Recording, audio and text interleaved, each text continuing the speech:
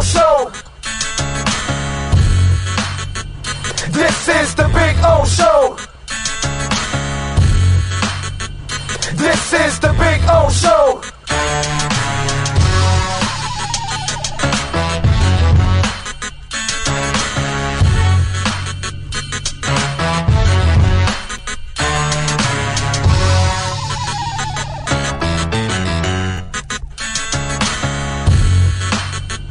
This is the Big O Show. This is the Big O Show.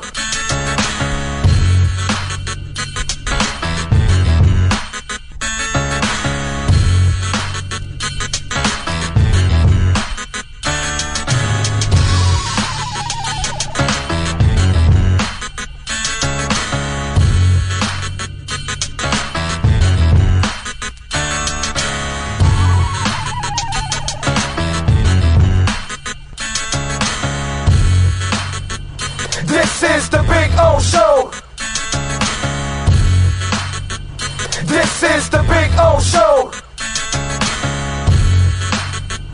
This is the Big O Show. This is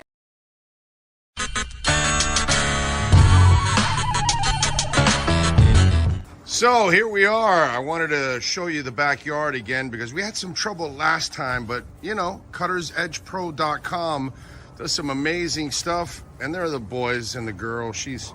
They're having fun. There we go. Right, Maiden? Right, Bono? There we go. They're having fun. I'm having fun. Look at our Sylvester palm. It is beautiful. We got another one in the front yard like that. You can take your home and landscaping to the next level. And the artificial turf, look at that. Look at that, the two dinosaurs going at it, huh? Look at that, gotta love the dinosaurs. Look at them, they like to bite each other's legs. That's what they do, they play with each other and then they bite each other and they piss each other off. It's fun. One is Bono, which is the one farther away from you, and Maiden, she's the girl right here. She's a badass, that's for sure. So anyway, see the flowers are coming out. Very nice. CuttersEdgePro.com, folks. This big tree there will start budding that I'm showing you there soon. It'll have all kinds of flowers. I'll post another video and I'll show it to you. This is a backyard where everybody gets to hang out. Over there in that corner there, I put the barbecue and cook. So that way it's the farthest away from the house, you know. If I light myself on fire or somebody else, we're out in the corner away from everybody. There you go, so you can get some flowers coming out, which is a beautiful thing. And I swear by this artificial turf, it always looks phenomenal. I don't have to cut it. I don't have to water it. And so I'm saving a lot of money, hundreds and thousands in the long run, because I'm not watering or, of course, cutting the grass. And you know, here in South Florida, we cut the grass like every 10 to 14 days.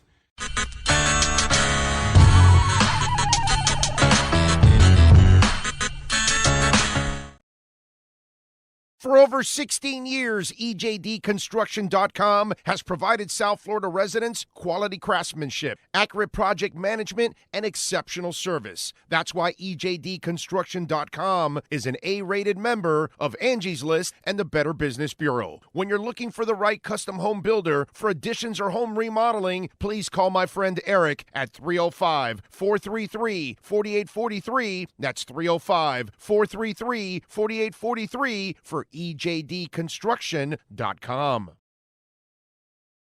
There's no need to drive around South Florida wasting valuable time looking for a new or certified pre-owned Acura. Go to the #1 volume sales dealership in the Southeast United States. Craig Zinn's Acura of Pembroke Pines. Purchase with pace and space in a dealership tailored to your needs. From home buying to providing that personal touch. Contact the 2020 Satisfaction Award winner Craig Zinn's Acura of Pembroke Pines. 888-776-5123. That's 888-776-5123. Or visit them at 15601 Pines Boulevard in Pembroke Pines. When you move, you need a reliable company led by passionate folks eager to assist its customers during a transitional process that needs to be smooth. Call Essential Moving Experts at 844-368-5750 for all your local and long-distance moving needs. You can rely on Essential Moving Experts. Mention the Big O Radio Show and get $150 off. Family owned and operated. They offer free 30-day storage, full service moving, fully licensed, bonded, and insured. Moving was never so easy. EssentialMovingExperts.com. Oh, great. You have a doorbell camera. Now you have a front row seat to your house getting robbed. They're breaking into my house! Ooh, there goes the TV. I'm sure it'll turn up at the pawn shop. No, not the TV! Just because you can see them, that doesn't mean you can stop them. With Slogans, you get 24-hour monitoring, a free home security system, and professional installation. Plus, free doorbell camera, one that'll actually work for you. Get out of my house! Get out of the house! Call 1-800-ALARM-ME. With more than 62 years of litigation experience handling insurance disputes, Welton Rayum is committed to resolving even the toughest insurance claims quickly. At Welton Rayum, they don't get paid unless you win. They handle complex personal injury claims caused by the fault of another in both state and federal courts. They handle auto, trucking, motorcycle, slip and fall, and bicycle accidents. Call 954-966-4646. That's 954-966-4646. Welton Rayum can help.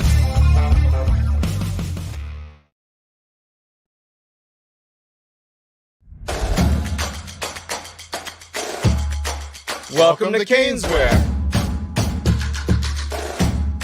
New store, new items, same great experience. Family owned and operated since 2010, Caneswear has the latest merchandise from the Miami Hurricanes, Miami Dolphins, Florida Panthers, Inter Miami CF, and more. Come visit us at our store in Davie on University Drive, just south of 595, or online at caneswear.com. Caneswear, the spot Miami fans shop.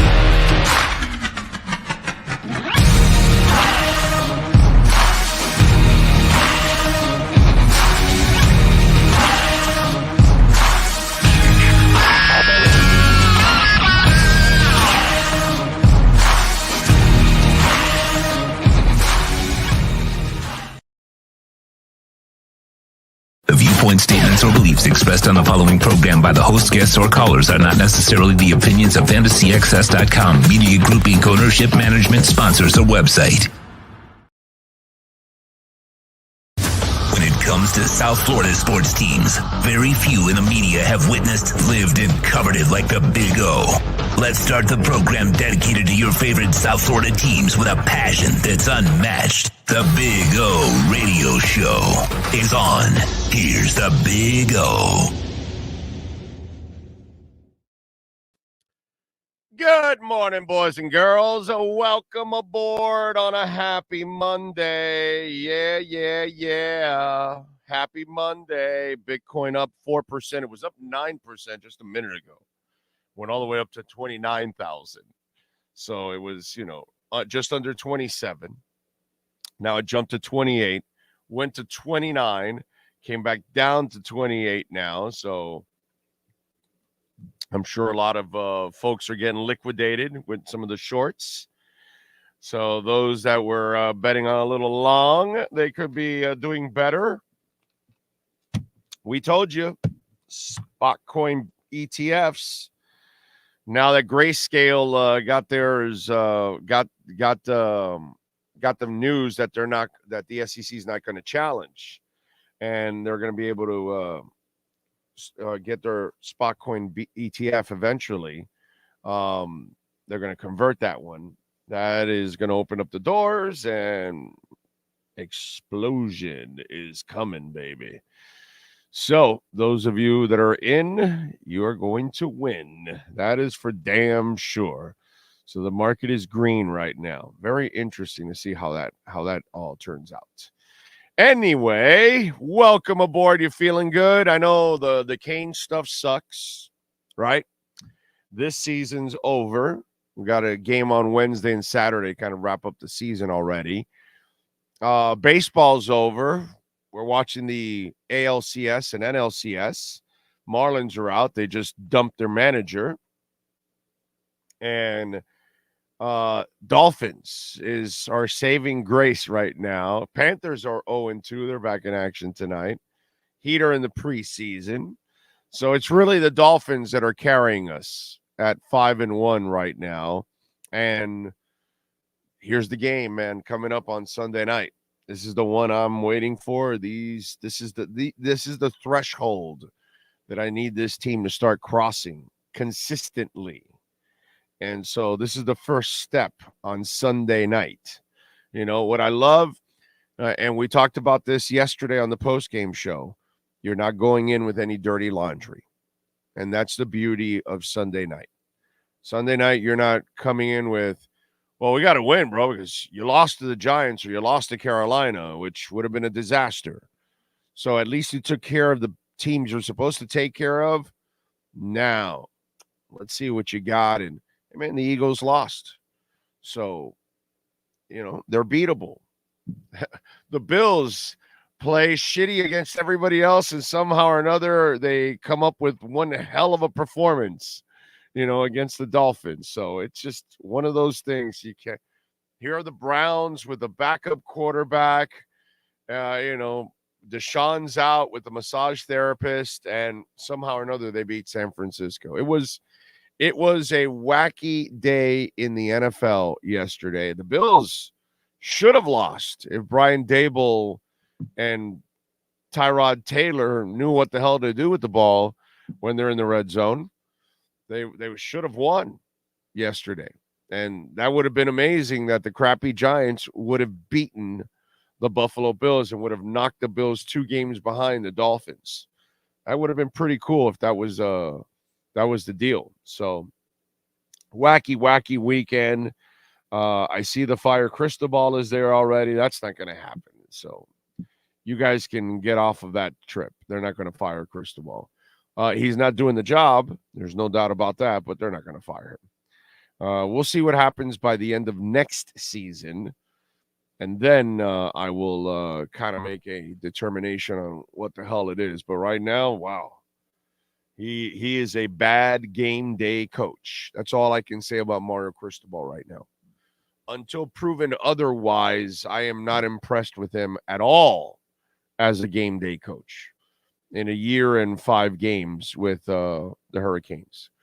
I don't care about what he did at FIU or Oregon. I'm worried about what he's doing right now with the Hurricanes. And definitely not acceptable in any way, shape, or form, I got to say.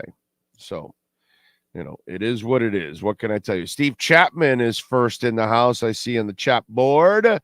Says, good morning, Big O. In years past, if the Dolphins got behind 14-0 in the first quarter, we knew it was another loss. I never doubted for a second they'd come back and win. How times have changed. You know, it's interesting. I thought about the same thing in a little bit differently than you. I thought about what position we're in now. Because in the last 20 years, most of the Dolphin offenses, once they fall behind 14-0, our day was done. Very few Dolphin offenses were going to come back from 14-0. You were going to need the defense to come up with some turnovers and short fields because it's been a bad offense for years and years and years. And if you would fall behind for 14 points, I don't care if we're talking about Jay Fiedler. I don't care if we're talking about Adam Gase. I don't care if we're talking about Tony Sperano. Dude, Flo, I don't care what era of football the last 20 years that's been going on. If on average, the Dolphins would fall behind 14-0, we would all be, oh, shoot. And we'll all be looking around at our friends and our family like, wow, this is going to be a long day, bro. This game is not going to be good. Our offense is not built to come back from 14 points because we don't have the quarterback. That's what we would say normally. Could it happen? Of course. And a couple of times, they could come back and all that kind of stuff. I remember Jay Fiedler coming back in a Washington Redskins game that he in the second half, he was a monster. I want to say Fiedler threw 3 touchdowns. I want to say Jay threw 3 touchdowns in that second half. Chambers might have caught 2 of those or something. So, yeah, is it possible to come back from a huge deficit? Of course. I've seen it before. Anything is possible. Did you watch yesterday? Anything is possible. Okay, so it's possible. But more often than not, you and I would be like, we're done. We're toast. History in the archives. It's over. The fat lady singing. Every cliche. Let's go check with Mario Cristobal. He knows every cliche because that's all he speaks in cliches. You ever notice that? We should have some fun with Mario Cristobal and the cliche meter in his press conferences. Pull up his last press conference to have fun. We should have fun with that because that there's a lot of them there. So anyway, normally we'd be toast. We'd be watching a team that was no shot at coming back. And I think, some guy sent me a text, a tweet. Well, if we don't make an adjustment quickly, this game is over. And I just sent him back one word: relax, dude. Just relax. Just chill, bro. Relax. You're overreacting, okay? Carolina sucks. The Dolphins have the best offense in the NFL. Yeah, they're sleepwalking in this first quarter. They got their wake-up call, okay? And they got the wake-up call and scored 42 straight points. And I felt like I told you, like I told you that last week, they were loosey-goosey. They knew they could take chances against the Giants, and they did, and they paid the price with some turnovers and gave them some points, and they were also, hanging in the game. And then they took over the game and finally won and pulled away. And same thing here. They underestimated Carolina. They didn't come in with an edge. And then they were down 14-0, and they got their wake-up call and then answered. Then the better team woke up and took off. I'm a Dolphins fan. Okay? I have rooted for the team, the Miami Dolphins, in the last 20 years that did exactly what Carolina did.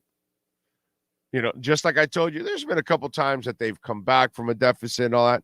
Well, I remember many times where our lesser of a team, Miami Dolphins, the upstart, got a nice start to a game, and they were up 10-0 or 14-0 against a really good team, and we're all looking around going, wow, we're leading this team. And then the good team says, we're the good team, not you. And they would come back on the Dolphins, and the Dolphins would lose. The good team finally became the good team, and the Dolphins became the Dolphins and lost. That's what I saw yesterday, because I've lived the other side of that with Carolina many times over the years. So that's how everything has changed now. One, I'm not really panicking at all at 14-0. I kind of see what's going on. 2, I have the confidence that they could come back. 3, Dolphins used to be that Carolina team all the time. The upstart team where the fan thinks, ooh, we're about to surprise this really good team. No, you're not. And so, yeah, things have changed. Jamie Zorrilla is in the house. Undefeated teams lose. The Bills almost lose to the Giants. What the Dolphins are doing is special. Appreciate it. Stop being bipolar fans. There you go. Nico is in. Good morning, boys and girls. Finns win. Kane's showing us they still can't win big games. No. Mario Cristobal is showing us that he is not the guy. That's what he's showing us. he's saying I'm wrong because I thought for sure he was the guy. I still think he can do it. But that's what Mario's doing right now. Mario right now is proving us, those of us that wanted Mario here, that we're wrong. And hopefully he can turn it around because it ain't looking good, dude. I'm just not impressed with Mario at all. I'm not impressed how he carries himself in press conferences. I'm not impressed as a game day coach, to be quite honest. What he did 2 weeks ago, how he didn't lay on the sword, which I don't think it really is part of his character. I thought it was completely out of character what he did last week. Mario's a really good human being, dude, and a hell of a man. And he did not act like a man last week, trying to, lay blame. No, dude, all the blame goes to you. This is your team. And so that's the only thing about Mario that's really disappointing to me is what a miscast. He's been miscasted. That's kind of what it looks like. He doesn't look like he is ready for big time football. And he didn't prove it at Oregon either, by the way. He had some moments. Still hasn't gotten there yet. Remember, we are asking Mario Cristobal. Listen to me now. Understand this, because I said this when he got hired. All right? We are asking Mario Cristobal to do at the University of Miami what he's never done as a coach. Okay? He's never been a dominant team in college football. He's never won the national title. He's never had the kind of program that's elite constantly. His team at Oregon wasn't beating SEC teams. I know he had the one Ohio State win. You know what I mean? But again, an outlier win doesn't mean shit to me. Okay? Outlier wins can happen to anybody. And so that's the sad part about Mario Cristobal is that, you hired him to do something he's never done before. So now we're asking him to do it, and he is not looking like he could ever be that kind of coach right now. To be quite honest. Just got to be honest right now. It's not looking good at all. You got a press conference there? Let's see. Let's have some fun. Let me put on my headsets. Let's see. Do you have a bell or something? Do we have a bell? Let's see if I have I don't know if you have a bell or something. Let me see if I might have one here in my show drops. Let's see, because we need a bell. I gotta have a bell because that's the thing about Mario. Mario's got Mario, come on, man. Let's go. Let's stop talking in cliches, dude. Everything is a cliche. It is so freaking lame, dude. And there are I saw the interview on the field, and it was just a cliche bomb the entire time. Let's see if I have one. I'm pretty sure I have one somewhere.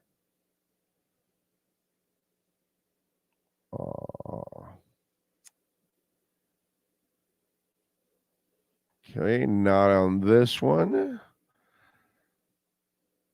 Start playing it anyways. Let's start hearing it. Let's have some fun with this.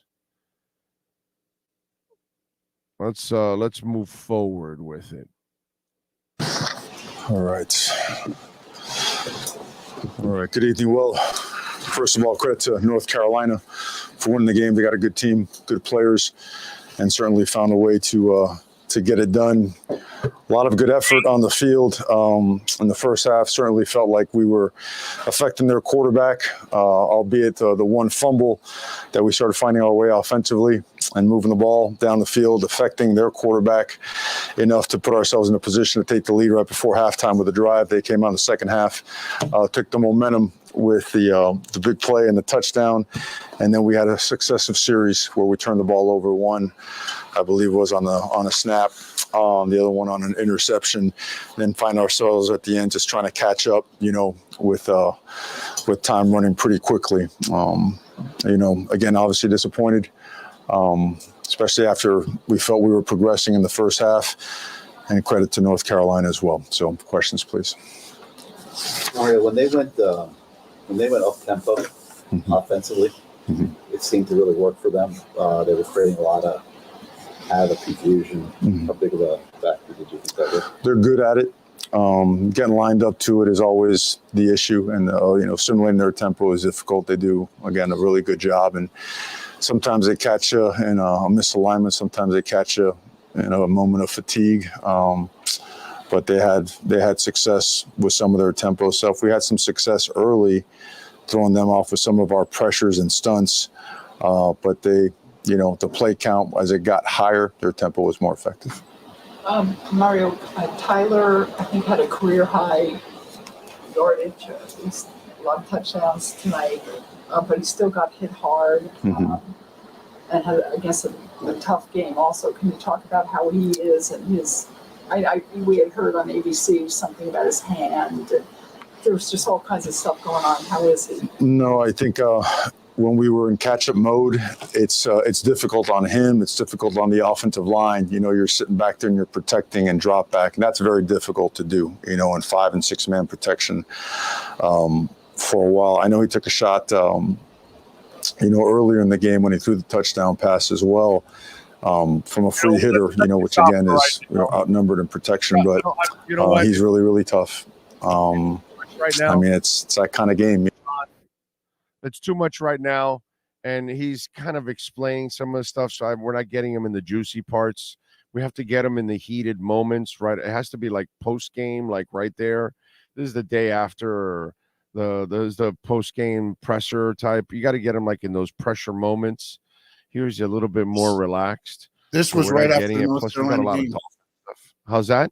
This was right after the North Carolina game. Right, I know. We got to get him more in the like sideline moments, like in the different settings. Oh, the Joe Rose stuff. We can't play that because obviously that's on QAM. But that's kind of where he gets it.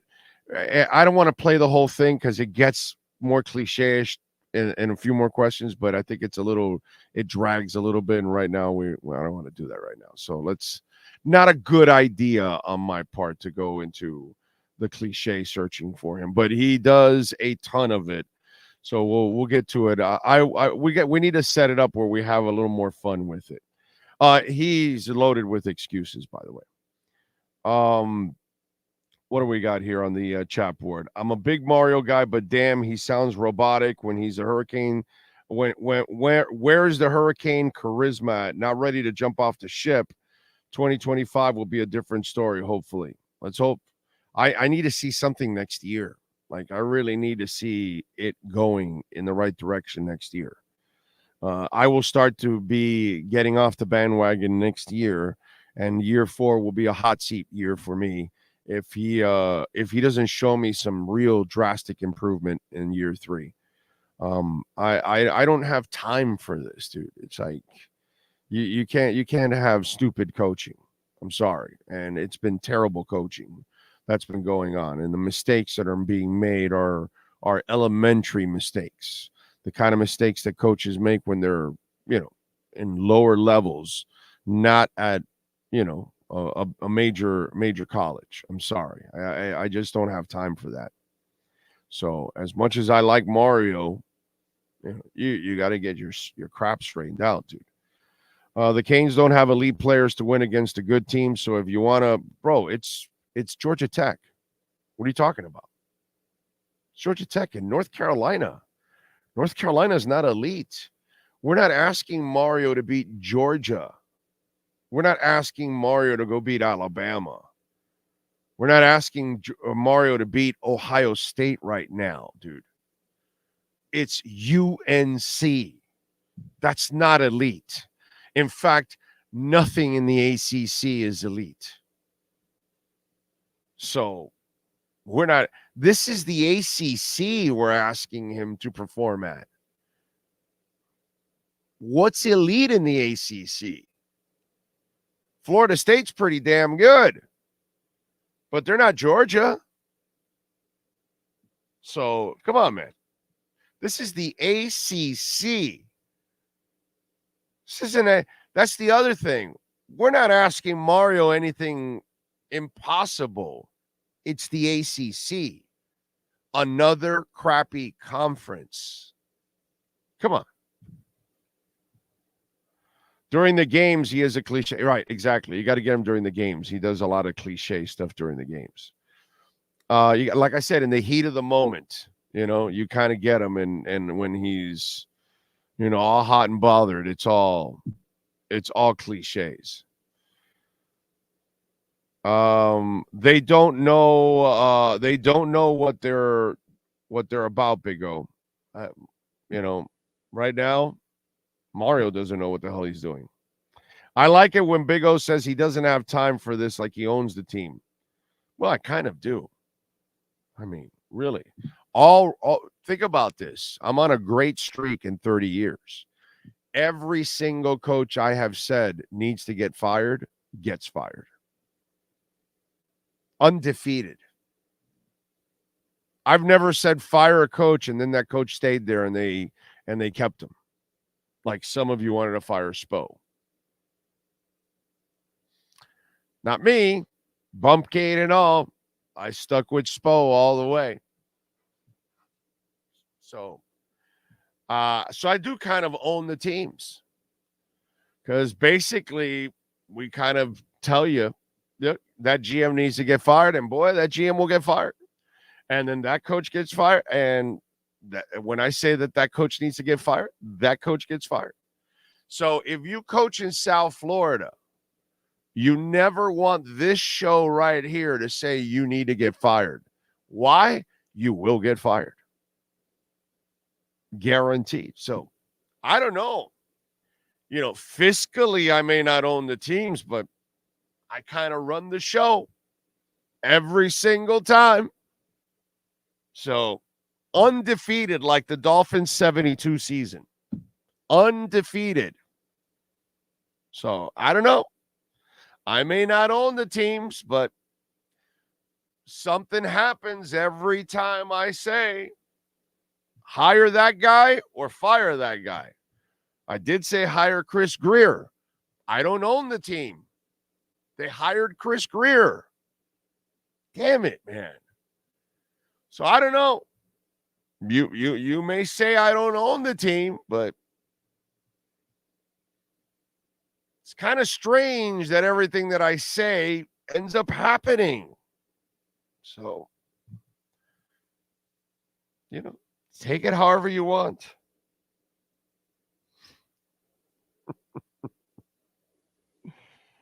I love having some fun. Let's see. What else do we have going on in the world?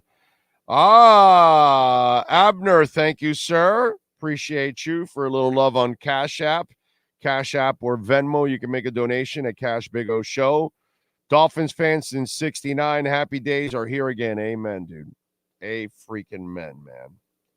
Amen.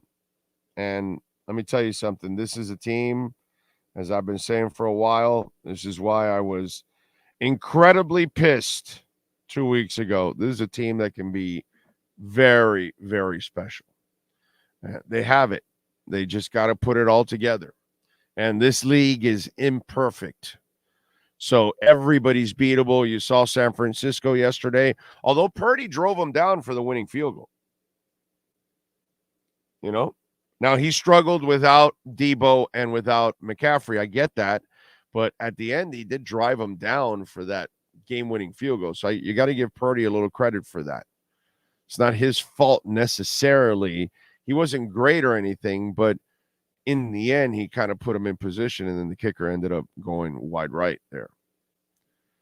So there you go.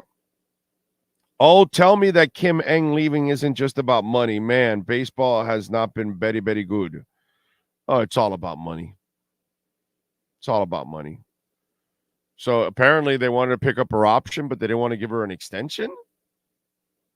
And Kim Eng told a reporter there from The Athletic that Sherman came to her and wanted to restructure the baseball operations. And apparently she wasn't in agreement with it. Whatever. Listen, dude, here's my problem with all of this. Bruce Sherman hasn't earned the trust of anybody that he can make the right baseball decisions. So I don't know. Look, in the end, you're not spending money. I still don't see you spending money. So I still have to go down the cheap route. And until you prove to me you're not cheap, now you got to go find another. What general manager? If you're not spending, what kind of a general manager you're going to get? It's hard, man. It's hard. Let's see. Big O, did you see Stephen Ross trying to do the waddle? Yes, I saw Stephen Ross and his lady doing the waddle.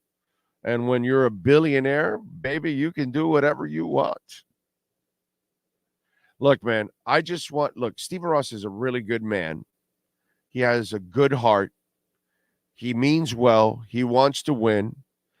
I just need him to sign checks and stay out of the way. Leave Chris Grier alone. Stop getting in his way. When you don't get in his way, good things happen. But if you got Adam Gase or Mike Tannenbaum or Bruce Beal or Brian Flores or Stephen Ross, and they're all trying to cock block this guy, and one wants Watson and the other one wants Brady and the other one wants Breeze Peyton and whatever, all this stuff. And think about it. All of it was a mess. Brady would have been a mess. Sean Payton, what's he doing? Not showing me shit over there. The idiot actually thought Teddy Bridgewater was better. Then he backtracked the next day. Obviously, because he still wants a job in the league, so he wanted to make sure. But it just, everything that you wanted. Deshaun Watson, injured, doing nothing, looking completely out of place. Plus, some of you not only wanted that disgusting piece of crap, but you also wanted you just drag the franchise has been through enough. Now you want an alleged rapist to be your quarterback? I mean, that's just gross. So I just need Stephen Ross, do the waddle, write the checks, give a game ball away, thank the team. Don't make any football decisions, bro. I don't want you telling me that you think Joe Philbin is a young Don Shula or that, I don't know, who was it? Chad Henne or somebody, the next Dan Marino or something. I forgot which quarterback he said it of, AJ Feely or something. I don't know what the hell it was, but it was just many of the dumb comments that he's made in the past that shows that he really doesn't know much about football. So do the waddle all you want. Enjoy it. It's your team, my brother. Just stay the hell away from the football decisions. That's all. Just leave Chris Grier in place. You know, the guy that a lot of you wanted to fire? You know that guy? Thank God the teams in town listen to me on who they fire and who they hire. Not some of you out there that wanted Eric Spoelstra fired, that wanted Chris Grier fired, that didn't want Tua, and you wanted others. Which one of you out there is guilty of that, huh? Any of you want to say me? I'm guilty of not wanting to. I'm guilty of wanting to fire Eric Spoelstra on Shouldergate, Bumpgate, as it was called? How many of you wanted to fire Chris Greer? How about that king-size stupid line that one moron repeated after another moron, after another moron, after another moron? Chris Greer is part of the problem. He's been here as long as everybody else. Remember that? Admit it to yourself. Say, I am the moron that repeated the same thing that I heard another moron say, so I'm a moron. Make sure you say that. So, in reality, I do own the teams. There you go. Well, if they do exactly what I say all the time, I own them. So, the examples are all there, bro. 30 years of examples. A 1,000 batting percentage. Big O, it's funny that fans complained about your "you don't have time" comment, and I can bet that person is the type of fan that uses the phrase "my team won" and "get off my team," same as all of us. Hey, listen, man. I've so many Dolphin fans over the years have been butthurt by me. What can I tell you? Because they don't, there's a section of fans, period, of any team. They just want to stay positive about everything. And, not really look at reality. And that's the problem. I don't do that. I love the team, but I'm also going to tell you about the brutal reality that I'm seeing. And that's it. Doesn't mean I don't love the team. Doesn't mean I don't root for the team. Doesn't mean I haven't been rooting for the team since I was a child. Doesn't mean that this entire room is filled with Dolphin memorabilia. You know what I mean? But that's not my job. You guys are fans, pure fans, a lot of you. So you don't want to be objective, and that's fine. That's your choice. But if I'm going to do this job, I'm going to do it objectively. Okay? And I'm going to tell you the Marlins are cheap. And I'm going to tell you at times that, the Heat, exceptional organization. But lately, I don't know about that overall crazed commitment. I don't know if it's there. I'll be honest. But, what can I tell you? Stats update, Dalvin Cook, 39 for 109 yards and 2.8 yards per carry. All those games and still not better than Mostert's game yesterday.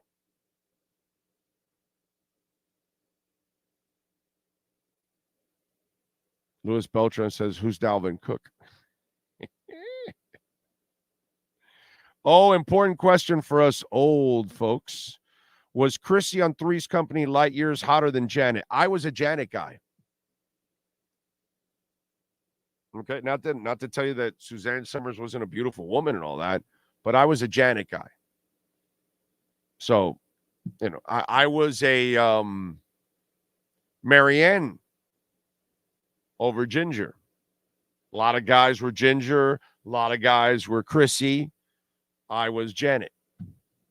I'm a brunette guy too, so I kind of lean to brunettes more than blondes on average. Okay, I find brunettes. Charlie's Angels, I was a Jacqueline Smith guy, where I would say most guys were probably going to Farrah Fawcett. Most guys were going to Chrissy. A lot of guys, I think, were leaning to Marianne, not Ginger. So I have a type, and they were more my type than others.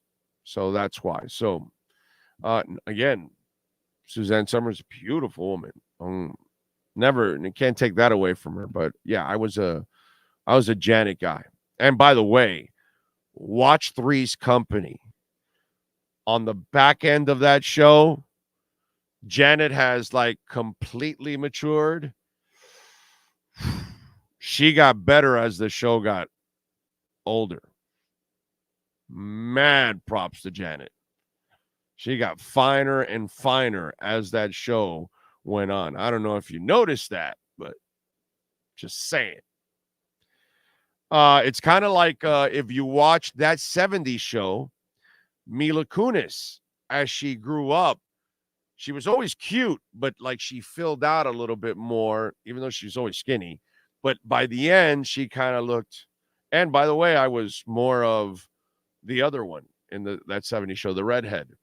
What's her name? So Donna.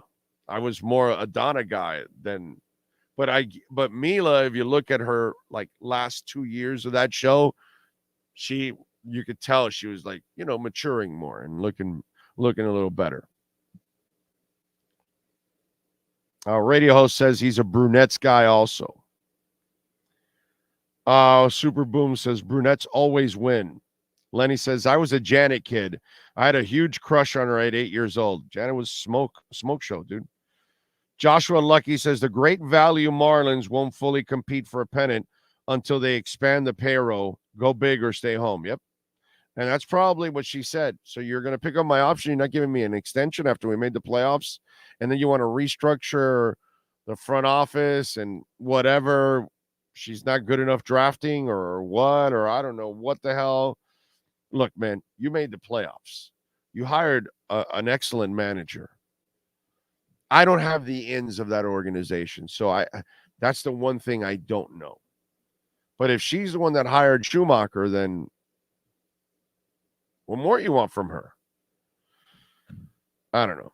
It's a cheap outfit, bro. Jacqueline Smith was astonishing. Yes, she is. Tanya Roberts for the win. Mom. Yes. Veronica over Betty all day. You guys are a trip.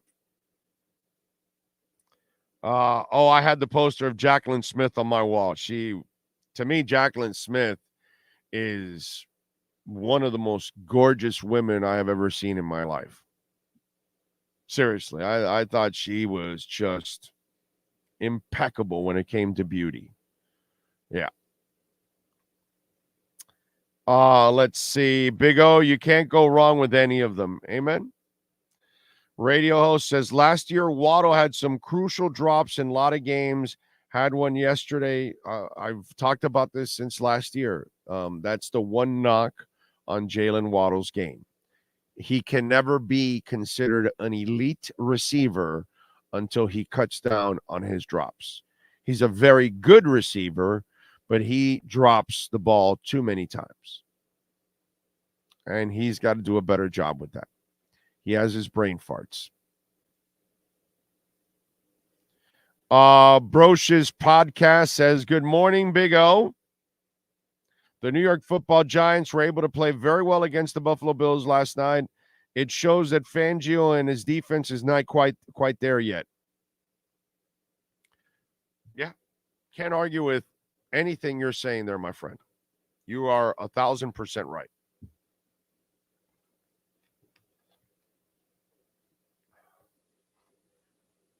Fangio has been a disappointment. The screwed up part, let's go around the NFL a little bit here. So the Bills, they barely beat the Giants last night, and the Giants should have won. Brian Daboll before the half. How do you run on that play? Tyrod Taylor, whatever, optioned out of a pass play, which was stupid. You weren't going to get another playoff that was just catastrophically stupid by Tyrod Taylor. Okay? It falls on Brian Daboll, but Tyrod Taylor's got to know better than to call a running play in that situation. You got to throw it into the end zone, and it either has to be a touchdown or incompletion, and then that way the clock stops. Plenty of time to have the kicking unit come out, set up, get the 3 points, walk out, which you would have gotten 3 more at the end of that game last night, and you would have won the game. Okay, so we all know that, the bad call, everything. But the Bills lost to the Jags the week before. And then they played the kind of game against the Dolphins that they pretty much haven't played all season. So it shows you how jacked the Bills were for the Dolphins. And overall, Fangio hasn't done the job against any opponent, really. He's got to do a better job as a defensive coordinator, you know? So, you know, I'm already getting the fire Fangio, bad hire thing. First of all, you're not going to fire Fangio, okay? Got a lot of money guaranteed. 2, he's a damn good coach. Look, he is doing a shitty job right now. I'll give you that. I won't argue that. I can't defend Vic Fangio. No one can defend Vic Fangio. All right? But it's way too early to start saying the guy's, you know, terrible and he can't coach and fire him or bad hire or any other. He's right now not doing the job. Okay? Yeah, it's a piss poor job right now.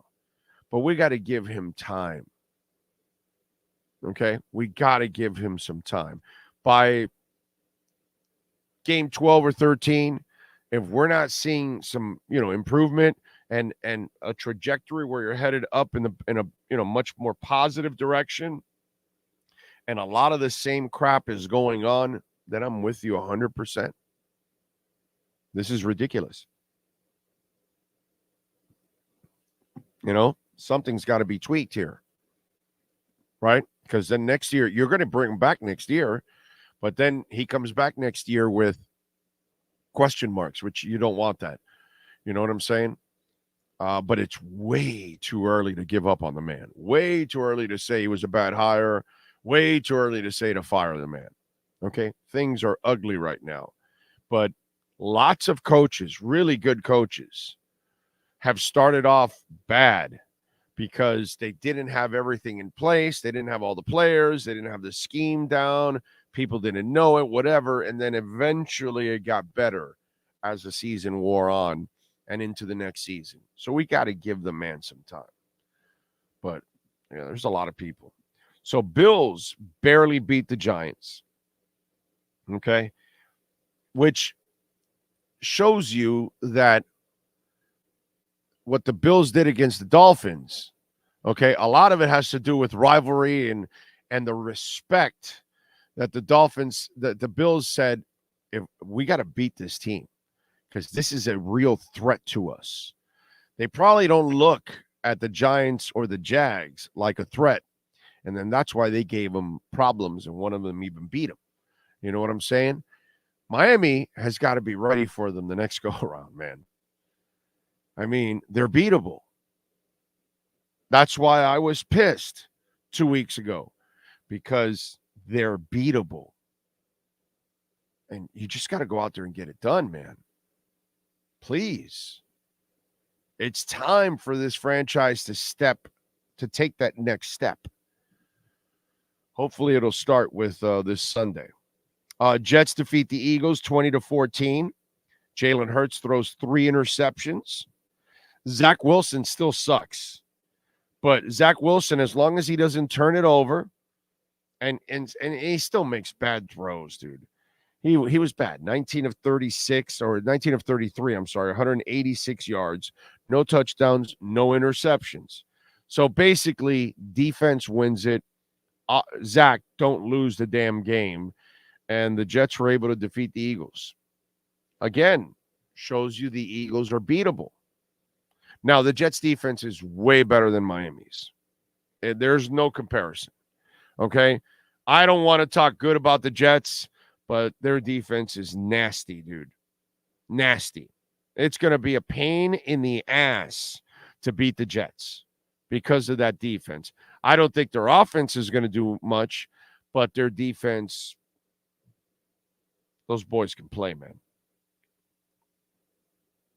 And they're deep.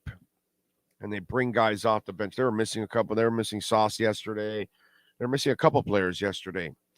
And they were able to beat the Eagles and turn over Jalen Hurts, 3 times, dude. The other one was the Raiders beating the Pats. This is beautiful. as the Pats dropped to 1-5 with a 21-17 win by the Raiders. Mac Jones had an interception. Garoppolo injured he had I think it's a neck injury, right? And then he was taken by an ambulance to the hospital to go get checked out. The Pats play the Bills this week. That's another loss, 1-6. They play at the Dolphins in 2 weeks. We'll be at Walk-Ons. Okay? So make sure you come on out to Walk-Ons. That should be 1-7. Versus Washington, versus the Colts. Do they win one of those? At the New York Giants. When is the next win for the Patriots? Versus the Chargers, at Pittsburgh, versus Kansas City, at Denver, at the Bills, versus the Jets. I don't know if the Patriots win more than one game left. Maybe they sneak in a second one and they have 3 wins this year. They're looking like a 3-14 team right now. That is awesome, dude. And I'm going to love watching Tua beat him for, what is it, the 6th straight time now? And he drops to 1-7 in 2 weeks. That, my friends, is something to drink to. Love it. Browns defeat the 49ers, 19-17. McCaffrey goes out with the oblique. Debo also gets injured. But somehow or another, the Browns, without Watson, who was probably with his favorite massage therapist, trying to get healthy for next week or the week after. And plus, he's played like crap. And yet they go in there with their backup, and they beat the Niners, 19-17. It's pretty amazing, dude. I mean, some funky stuff happened in the NFL yesterday. Hell of a sport, dude. Hell of a sport. Big O, your prediction of Belichick going on the hot seat might come a lot sooner than you predicted. Well, I said that this season would put him on the hot seat. I don't think they'll fire him this year. I don't. But if they want to, I have no problem with that.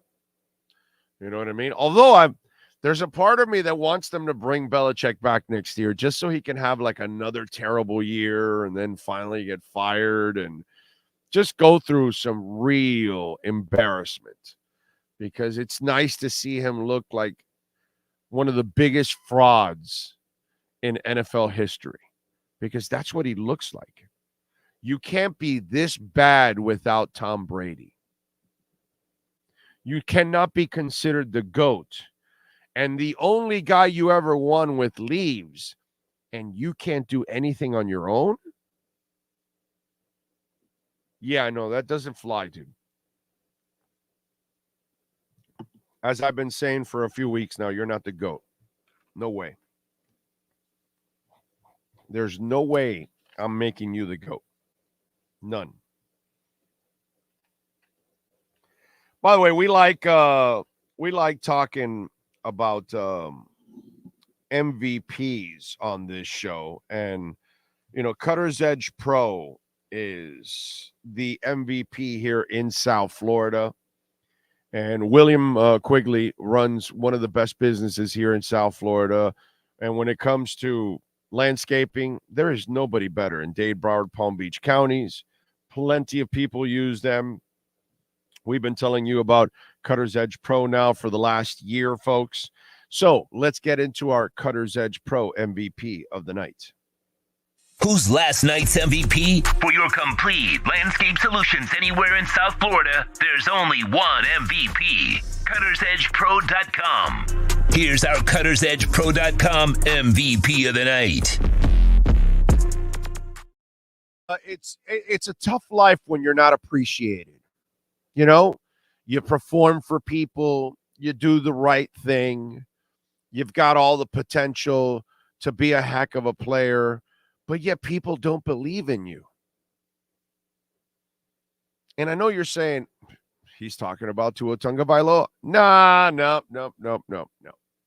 I'm talking about tons of Dolphin fans that wanted to trade for Saquon Barkley. I'm talking about tons of Dolphin fans that said, you've got to go out and get Dalvin Cook. You remember the king-size, stupid-ass line? Oh, if you get Dalvin Cook, he puts this team over the top. He makes them a Super Bowl contender. Anybody remember those lines? Anybody remember your friend or a media member saying that Dalvin Cook or Jonathan Taylor will take you over the top and make you a Super Bowl caliber team? Anybody remember that? How come those same people aren't saying it about the flying high Raheem Mostert? Tell me. Walk me through that. Why aren't they doing that? Raheem Mostert yesterday, 17 carries, only 17, 115 yards and 2 touchdowns. He also added 3 catches for 17 yards and a touchdown. And the Dolphins, in turn, added the elevator this morning and added Raheem Mostert and his picture in the elevator.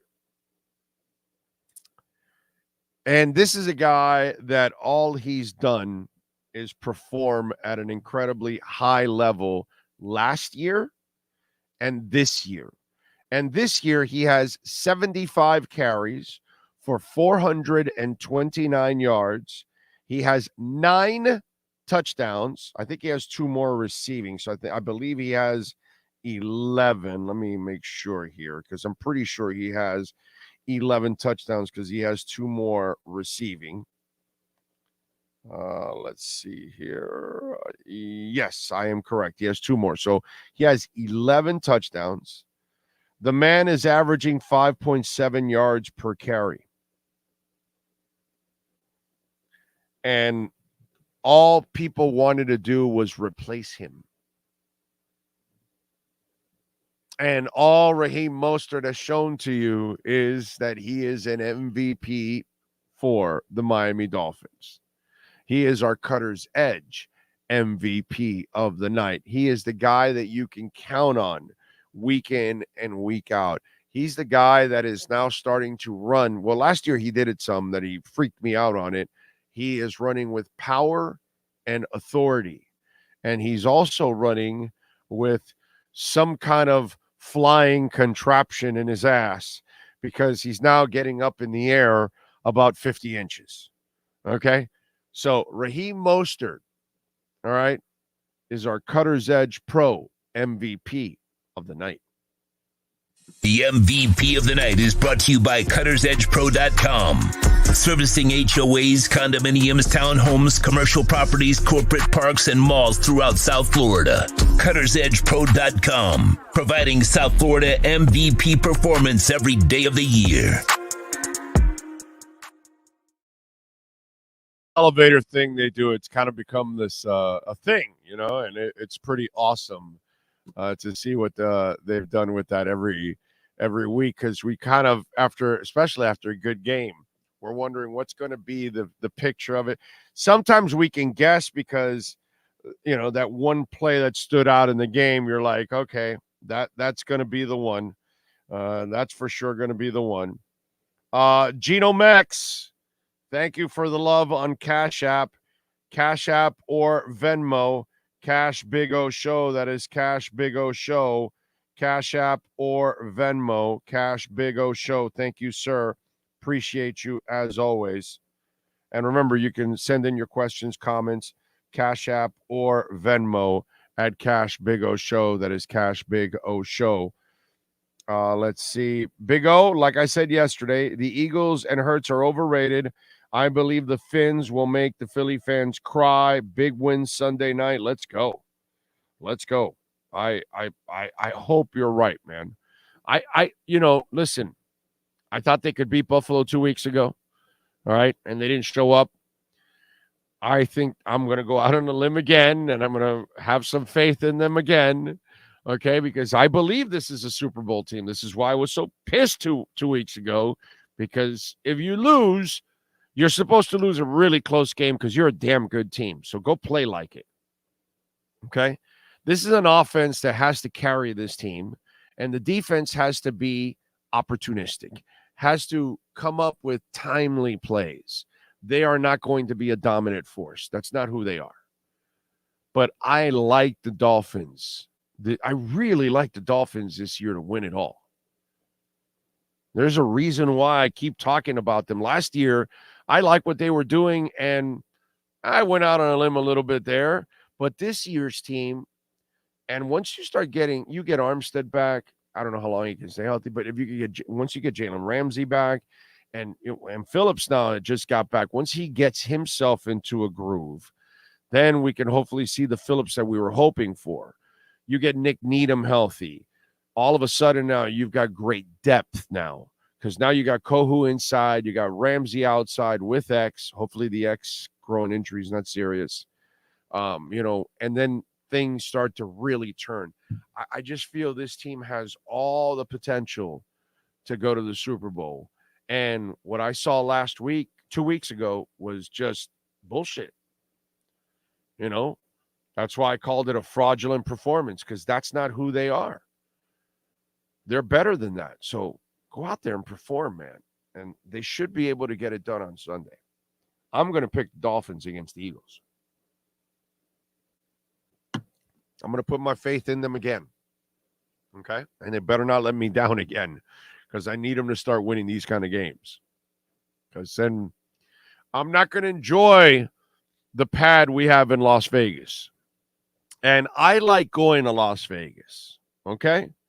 I enjoy going to Las Vegas. In fact, if I could have like a small pad there, pop to and from all the time, I would. That's how much I like hanging out in Vegas and having fun. It's a fun town, man.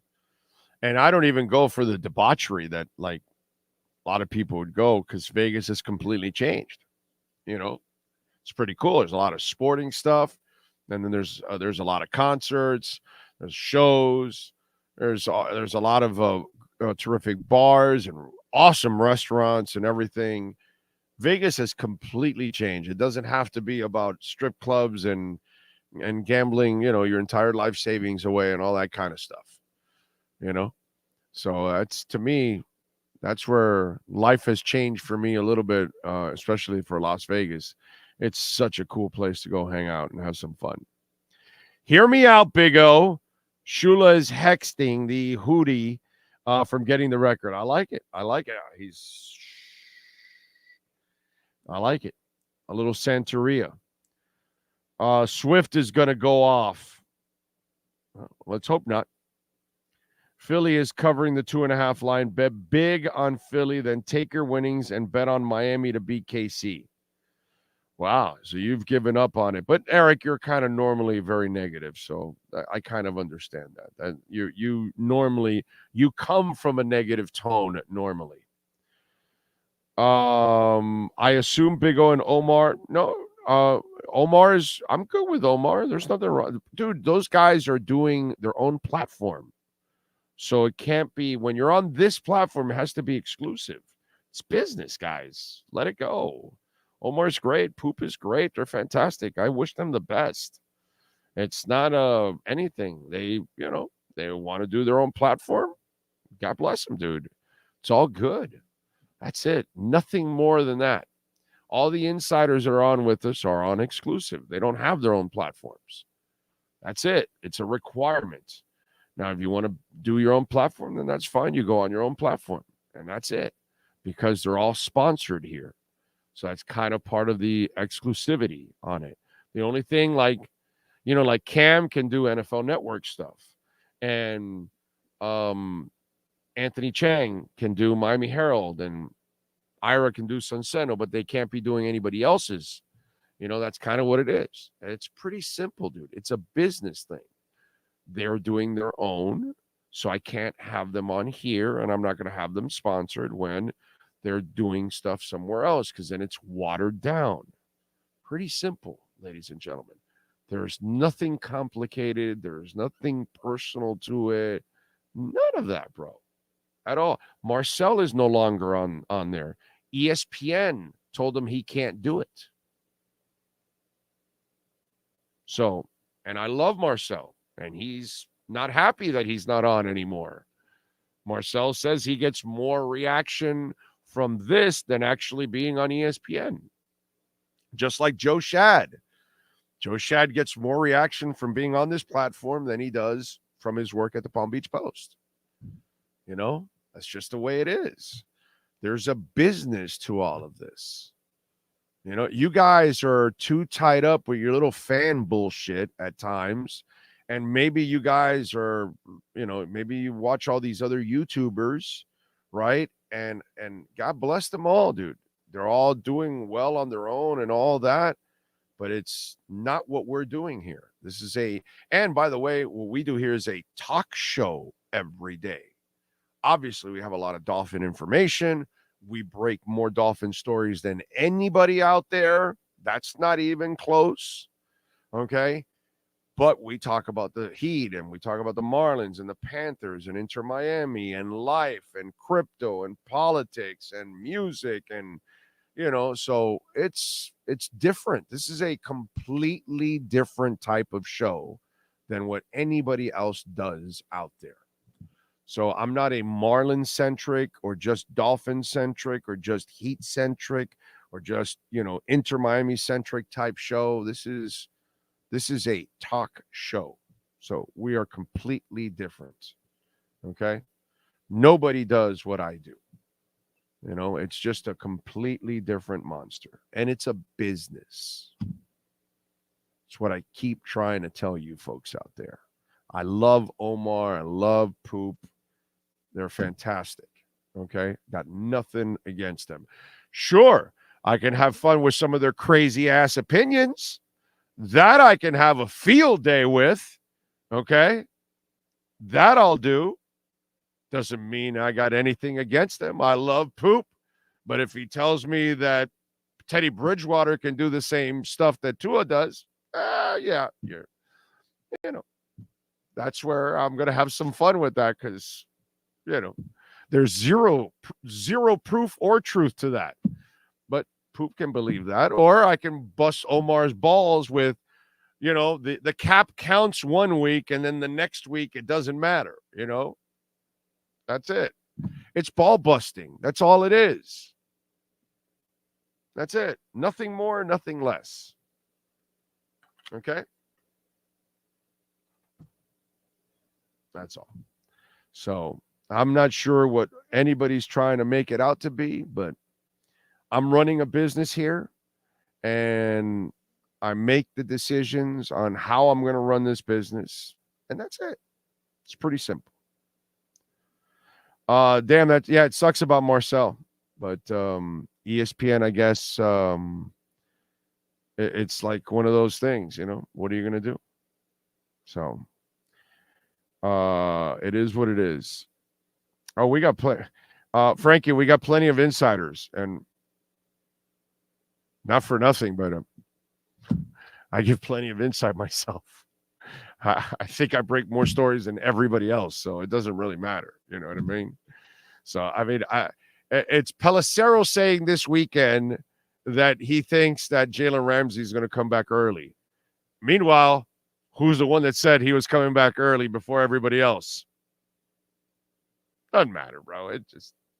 I get it. I don't have the platform of the NFL Network, and I don't have the platform of a national whatever radio station or TV or anything like that. And so it's all good in the hood, man. But, you know, the insiders do a terrific job. And I think I do an excellent job of getting a lot more information than most, to be quite honest, you know? So you could just look at the scoreboard and it'll tell you all you need to know. So, you know, I don't think I can tell you this. I can say this with all honesty. Okay. There's no platform, no newspaper, no radio station, locally, no podcast that breaks more Dolphin news than we do. Period. End of story. Nobody breaks bigger stories on the Dolphins than we do. Period. End of story. That's etched in stone. So, no, Cam is good. NFL Network hasn't told Cam anything. Like the others were business decisions, right, that I had to make, unfortunately, because they were going to go on their own platform. But the Marcel one, that's out of my control. It's completely out of my control. It was out of Marcel's control because he's under contract.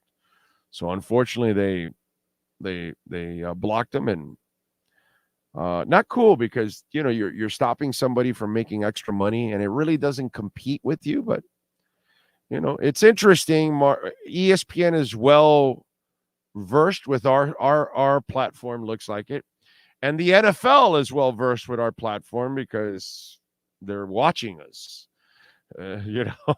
So it's I don't know if other sites get that, but boy, we have got it, no doubt. So we have their attention on this site. What can I tell you?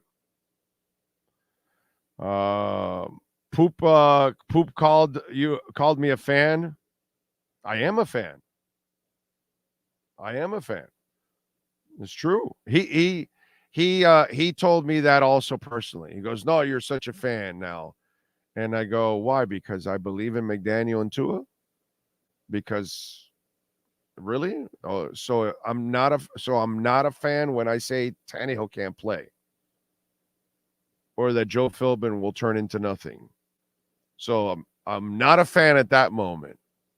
So that's where that Poop told me that personally. Okay. And I've mentioned it a couple of times that I had a media member tell me that.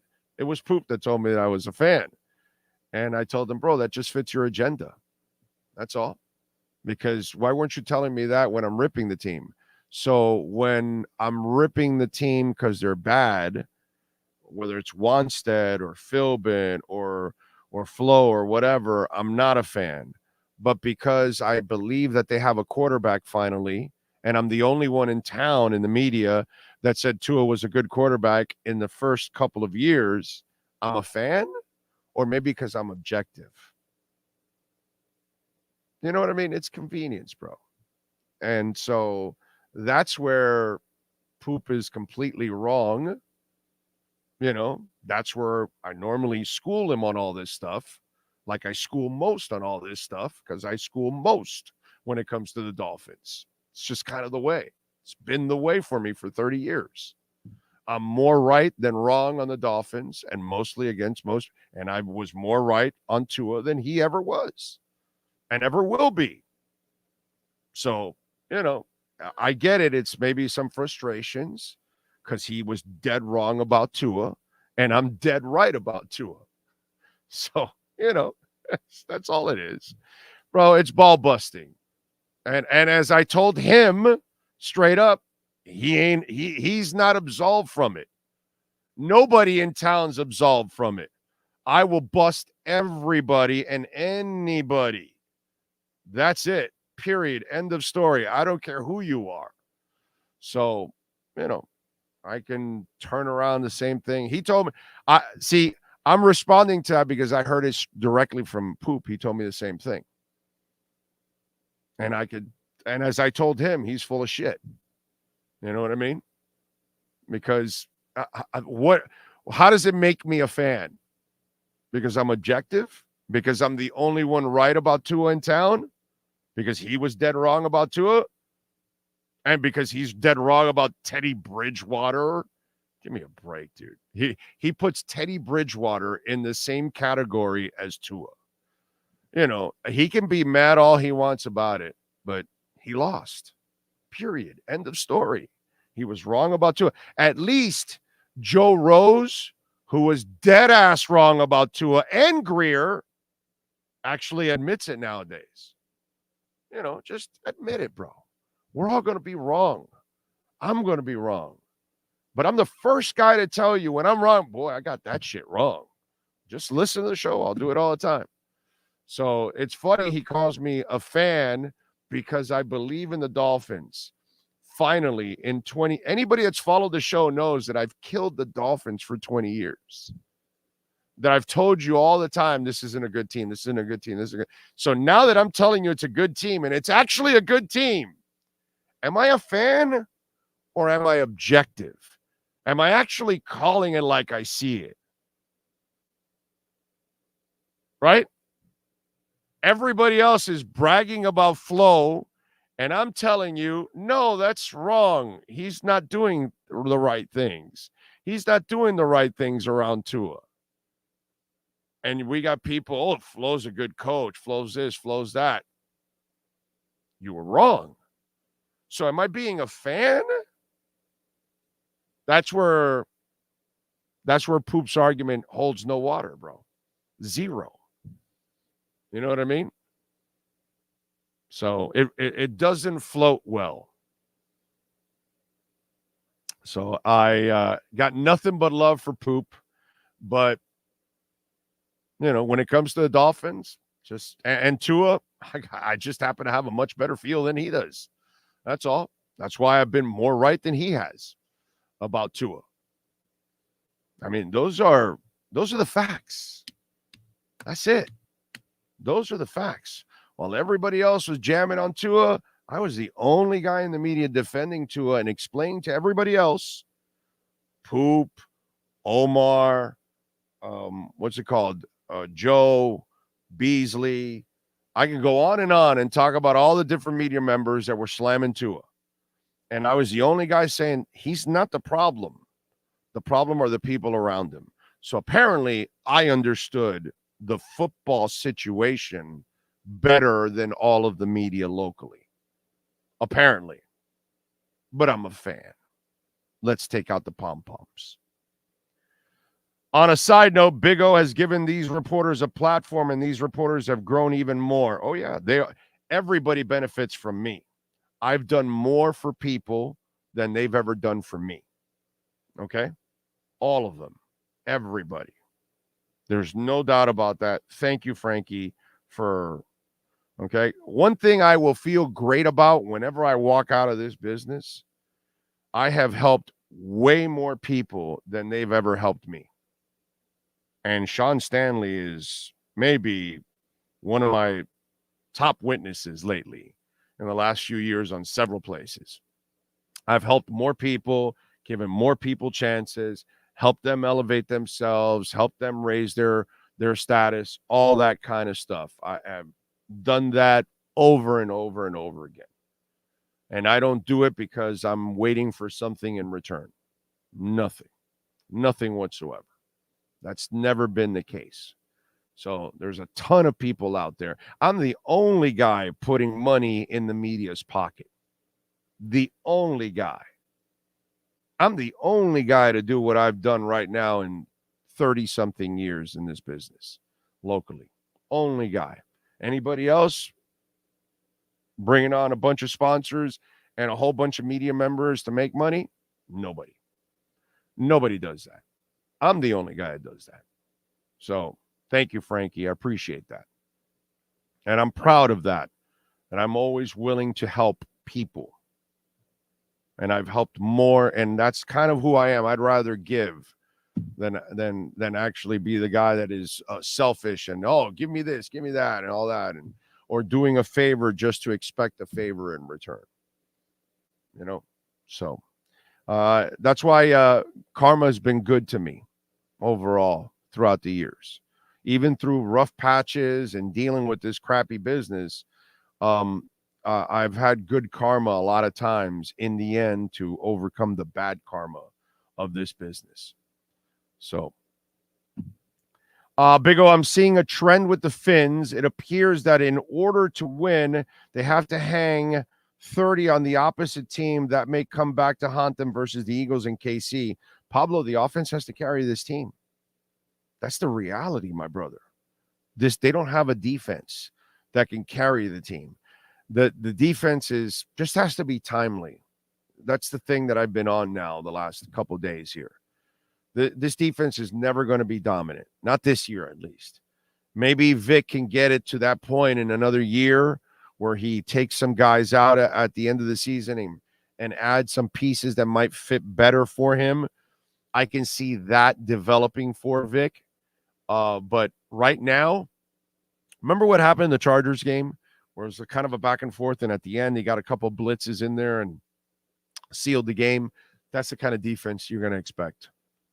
So against those elite teams, you've got to find a way to make a couple of key stops at the end and then let the offense finish the game off. But this is the position that we're in right now as Dolphin fans. The lead dog has to be the offense. That's the better side of the football. It's the more dominant side of the football. And then the defense just has to try to complement and come up with a save or two and just hand the ball back and let the offense kind of finish it out, my man. That's what has to happen.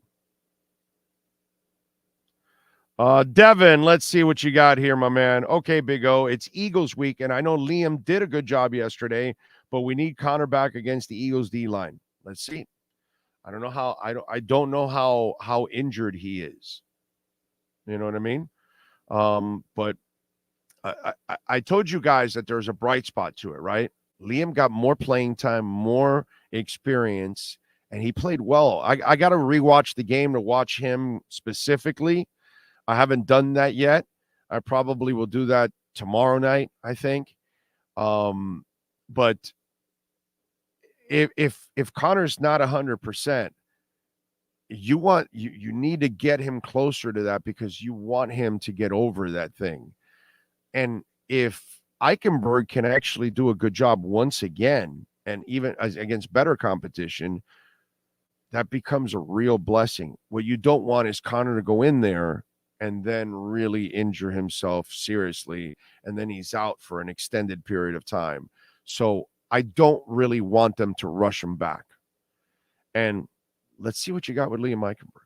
If that's the case, maybe he plays well, man. I'm looking at all the other linemen, and everybody else has turned the corner.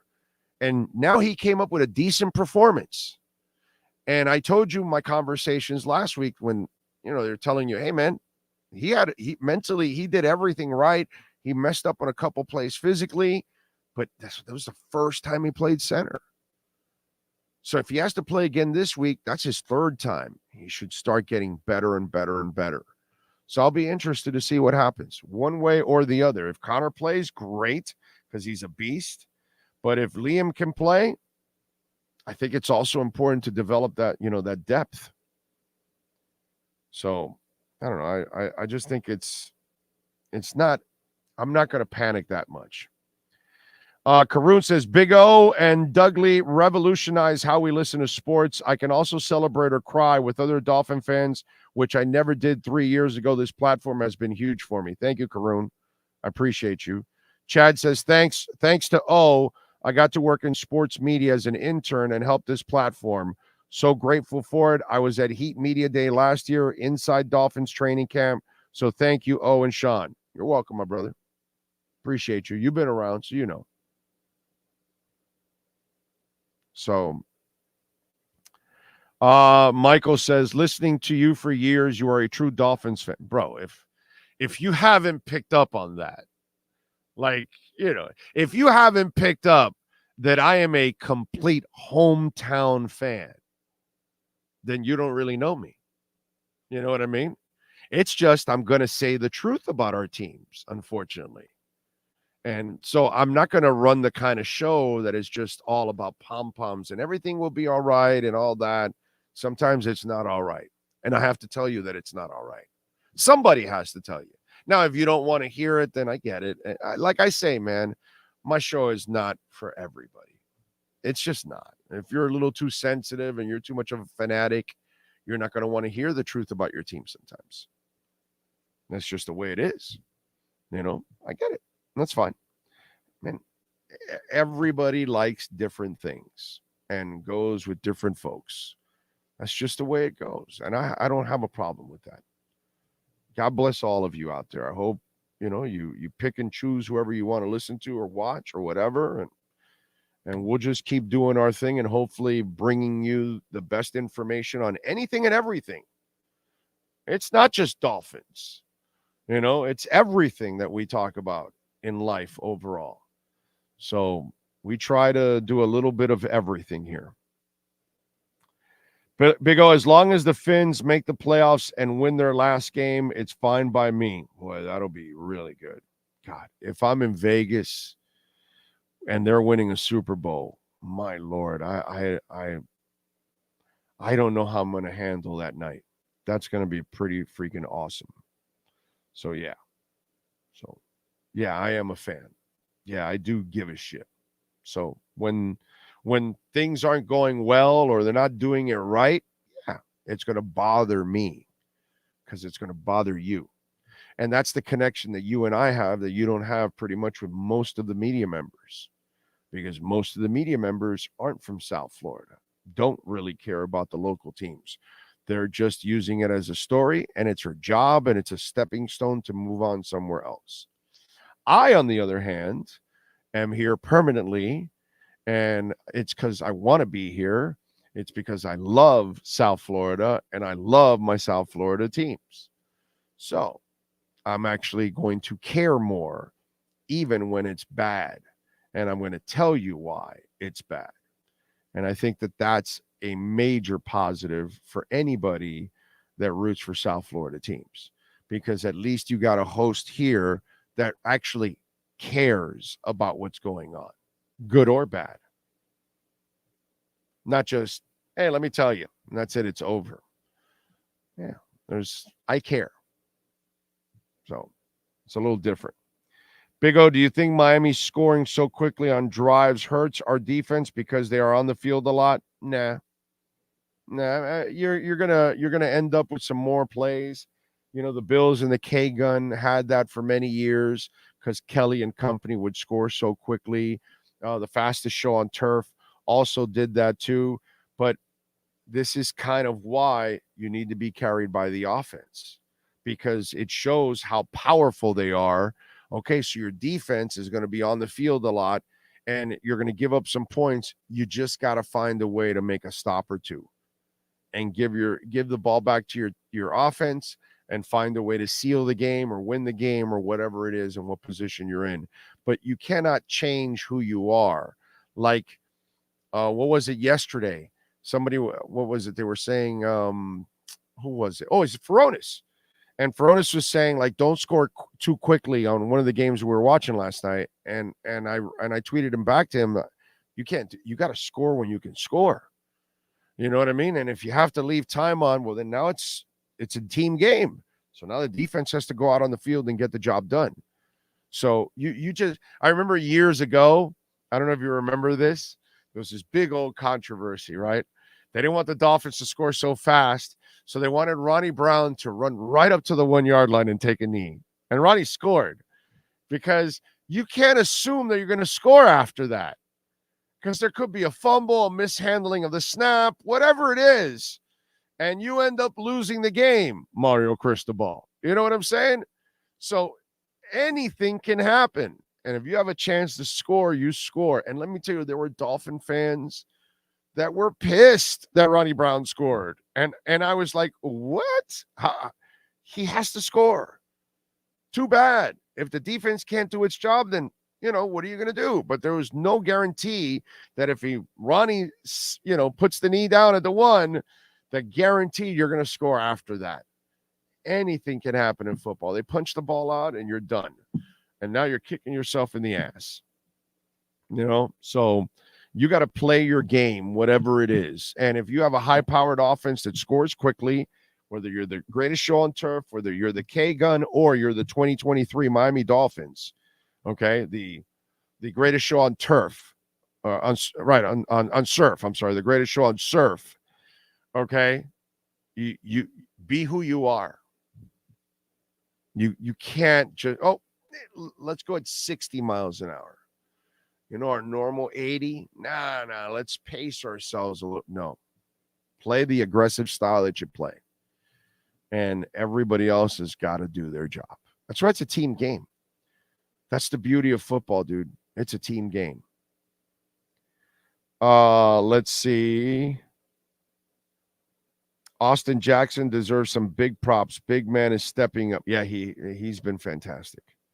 It's been awesome to see, man. His growth has been absolutely awesome. What do you think about the Marlins firing? I talked a little bit about it already. You can rewind, but it's sad, dude. It just seems like they're cheap and they don't want to spend money. You want to pick up her option, but you don't want to give her an extension. She must have some stuff. Anyway. Let's see. If the Dolphins end up on the number 1 seed in the playoffs, who gets the MVP, Tua or Tyreek? Jesse, I want to win the Super Bowl, bro. I don't give a shit about individual awards. I really don't. Whoever wins it, good for them. Are you raising the Lombardi trophy? That's the trophy I want to see. It's about that, my brother. We're too tied up in, hey, let's get the scoring record and 73 points. And, let's worry about the MVP. And I don't care about that, man. I want to win a Super Bowl. That's what I want to see the Dolphins do. The individual stuff doesn't mean shit to me. I don't care that the Dolphins are on this, they're on this scoring binge to be the number 1 scoring offense. And what does that mean without a title? It means nothing, dude. Ricky Williams ran like the wind, had 1,800 yards. And what, man? And what? It was fun. Did it mean anything? Not a goddamn thing. So you won the rushing title. So what the Dolphins win? See what I'm saying? I don't care about I don't care if Andrew Van I would love to see it, but I don't care if Andrew Van Ginkel wins the sack record. Did the Dolphins win the title? Are they in the title game? Are they playing for it? Did they have a deep run into the playoffs? None of these records mean anything to me, dude. I watch Marino break records. I watch Zonka run all over people. I watch the Marks brothers light it up. I watch Ricky Williams run. I've watched Jason Taylor sack people and be defensive player of the year. I've watched a lot of individual stuff over the years with the Dolphins. It's a lot of fun. It's entertaining. And then it goes by the wayside. And the one that's going to last is the title. That's what's going to last. It's what Dwayne Wade does in Game 3 against Dallas that leads to the championship. That's where you remember the individual accomplishment and then what it led to. So that's what I want. Okay, if Tua or Tyreek win the MVP, but if they win it in the Super Bowl because Tyreek had 200 yards and 2 touchdowns, and he's winning the Super Bowl MVP, now we're talking. Okay? I've seen a lot of the individual accomplishments over the years. That's all they've ever accomplished is things individually. I need to see something collectively, finally. I need to see a title. I'm 57 years old. I don't have a lot of time left. Okay? I'm on I don't know how long the back nine of my career is left, of my life period, but I'd like to see a Super Bowl win. That's what I wanted. I don't know about you guys, but the individual stuff is nice and fun and all that, but it means jack shit to me. Doesn't mean a damn thing to me. I need a Super Bowl. That's what I need. Big O, I'm a UM fan, but after watching UM lose to Georgia Tech the way they lost, I did not have any desire to even watch the UM Carolina game. I don't blame you, Chico. I don't blame you at all, dude. You know, I watched it. I watched every moment of it, and we had a post-game show for it and everything. But, you know, it's disappointing to see what the hell is going on with Mario, dude. It really is. It's depressing as hell. Big O, I've watched the Dolphins since they lost the AFC Championship game. Yeah. For real, I don't give a shit who wins any individual accolades. Just give me one single title and I'm good for the rest of my life. Amen. So I just want to win one championship. Just one. I want to be in Vegas. I want to be amongst a whole bunch of Dolphin fans, people that have suffered with me, and you win and you're hugging complete Dolphin strangers, and you're at Dolphins bars in Vegas, putting down a couple and having some fun, and then you're flying back home, and you want to be part of that parade, and, you know, I want that whole experience. I want the whole damn experience. I need that experience, you know? So that's, I've been part of the Heat championships. You know, I saw the Dolphin championships, but I was 7 and 8 years old, those two championships. Come on, man. I remember, but I don't appreciate it like I would as an older, you know, as a teen or now. You know what I mean? I've gone through the Heat, and I've been with the Panthers in a Stanley Cup. I've watched the Marlins win a championship, been in the locker room for that, been in the locker room for the Heat, been full of champagne, all of that. That's all fun, man. But I'm telling you, a Dolphin championship would be like nothing else. Chad says, I'm with you. I could care less about stats and awards. I just want to see them lift Mr. Lombardi. Red Skelton says, I was pushing Austin Jackson finally being good during the offseason on Twitter X, and his obstacles were finally gone. I felt this one. Yeah, the Austin Jackson story is a great story, man. It really is. Timothy says, at Publix yesterday before the game with my jersey on up here in Central Florida, was stopped no less than 7 times by grown-ass men saying they need to get their jersey on. The pride is back. My pride was always there. Dude, I always wear Dolphin colors. No matter how much we suck. I don't really care about that. I don't hide my Dolphin colors just because we suck.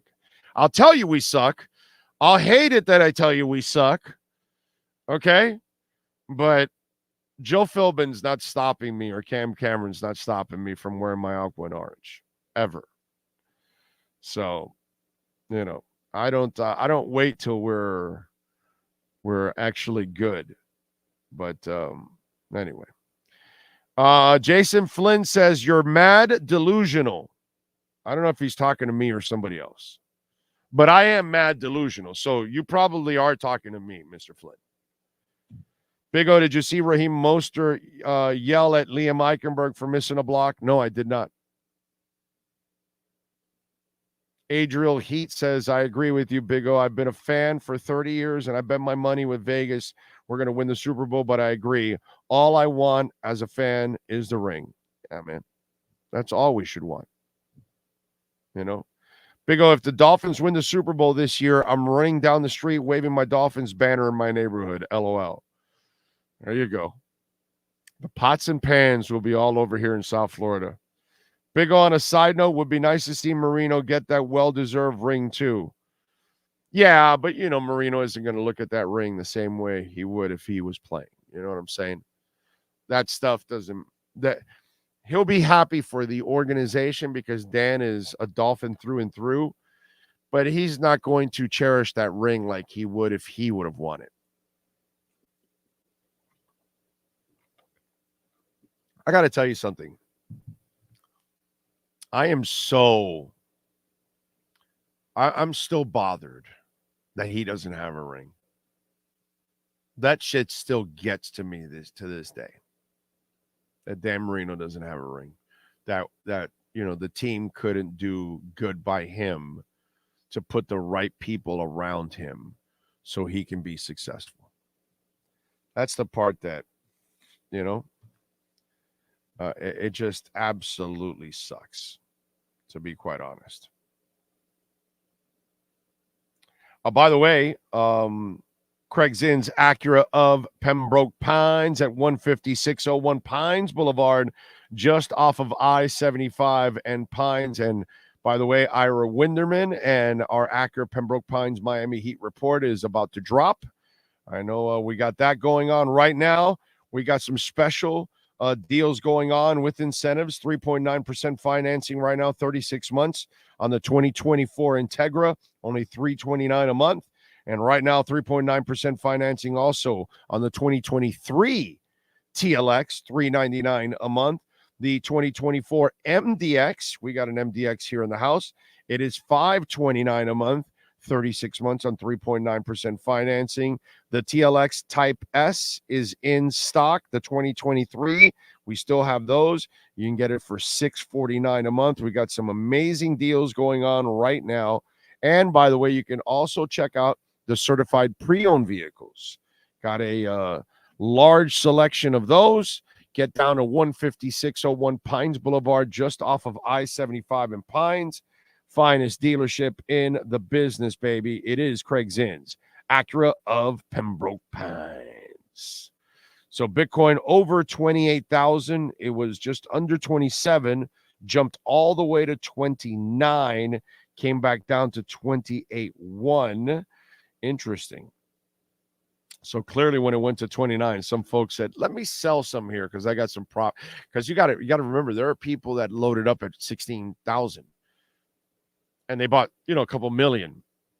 So when it goes up to 29, you're making a lot of money, when you invested millions. So you sell out, which I don't blame them. You know what I mean?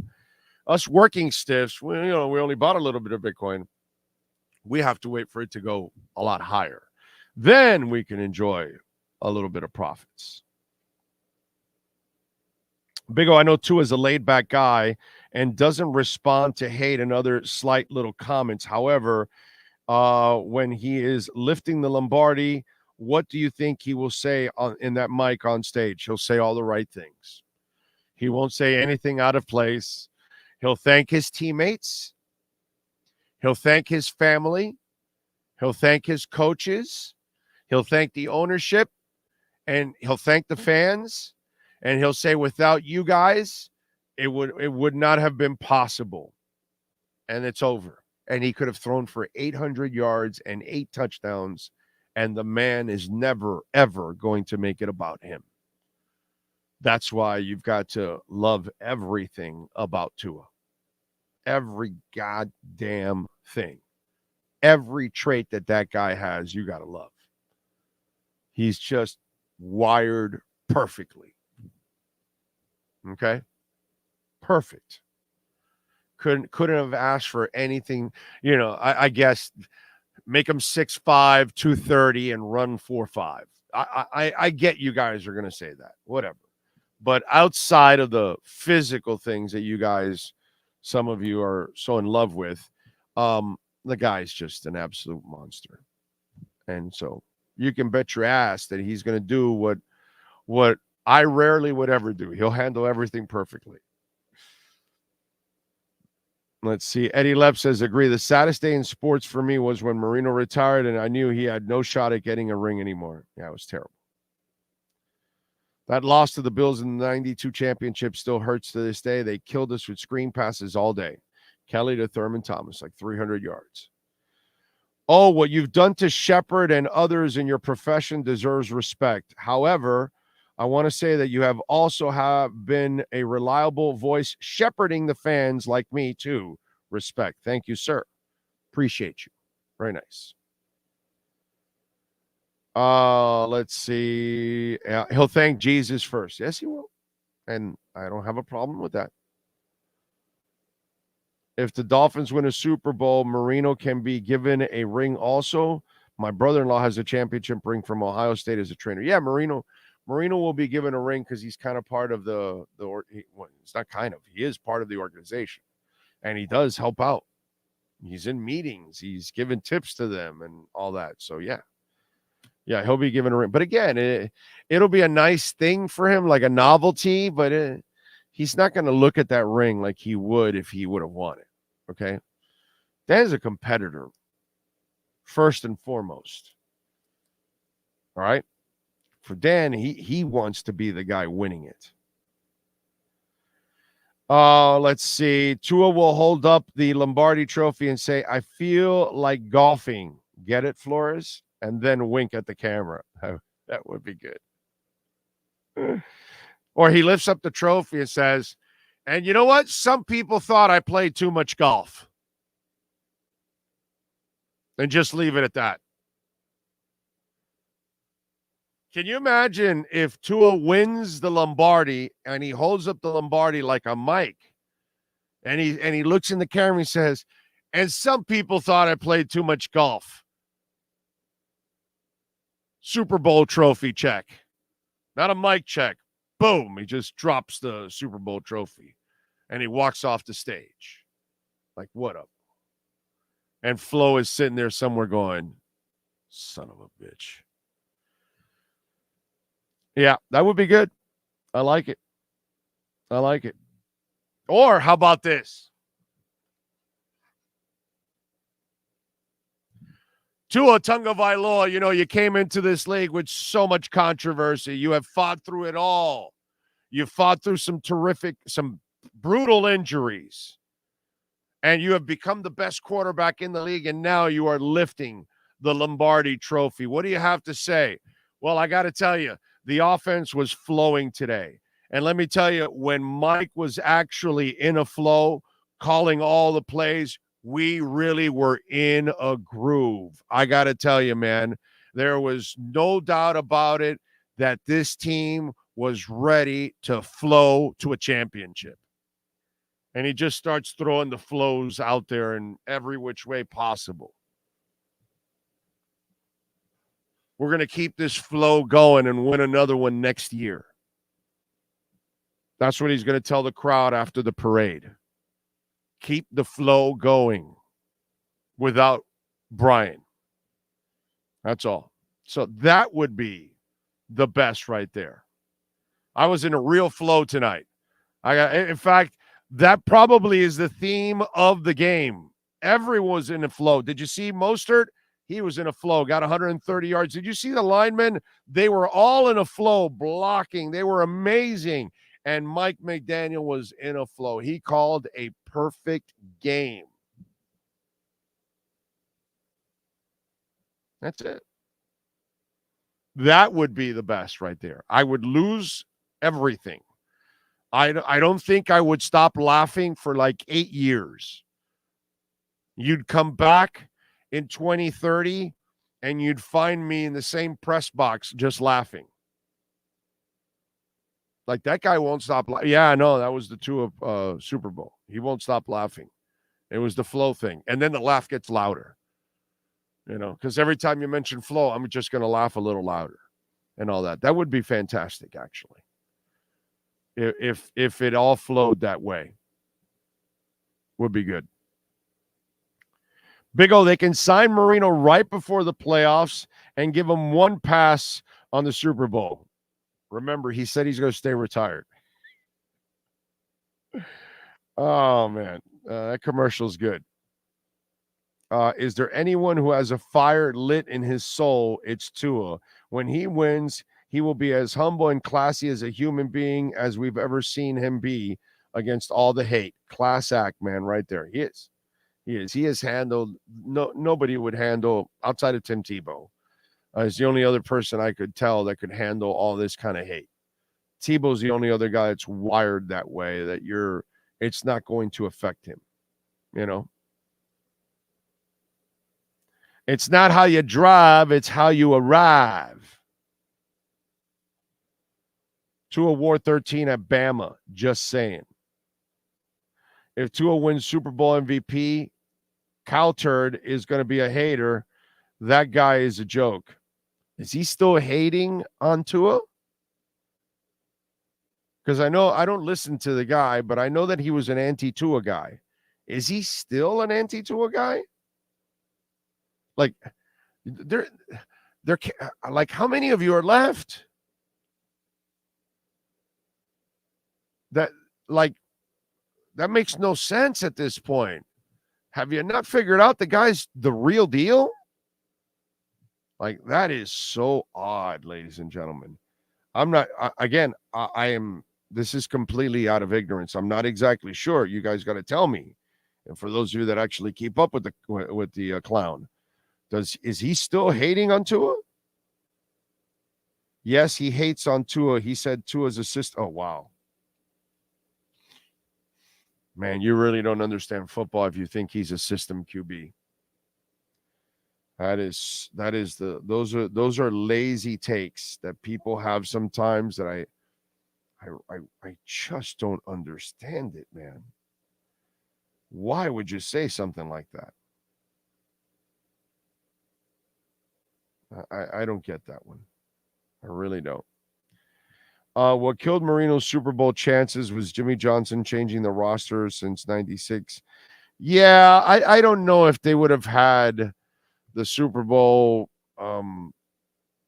even with those teams. You know, the early 90s teams, the problem was Buffalo was so awesome.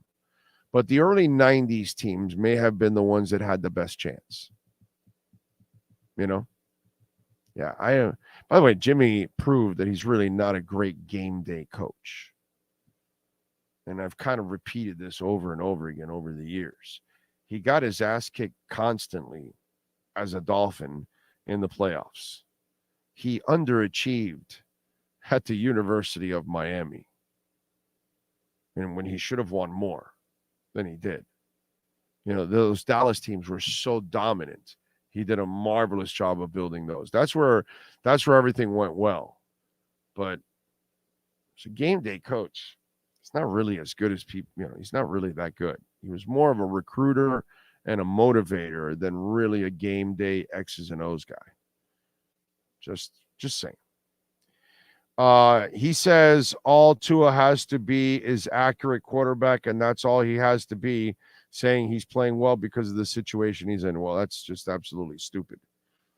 Because if you think anybody can do what he's doing with the accuracy, the anticipatory skills, and all that, no. That's why he is great, because most can't do what he's doing. The great make it look easier than what it is.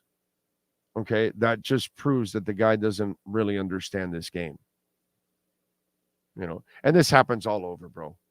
I see writers, I see radio people, I see TV people. I see this all the freaking time. They're talking sports, but they really don't understand the position, the sport. They don't really understand it. Not at all. That's just nuts. Let's see. Phil Simms said yesterday on the pregame, he said that Mike McDaniel wasn't the coach. Tua wouldn't be a Dolphin.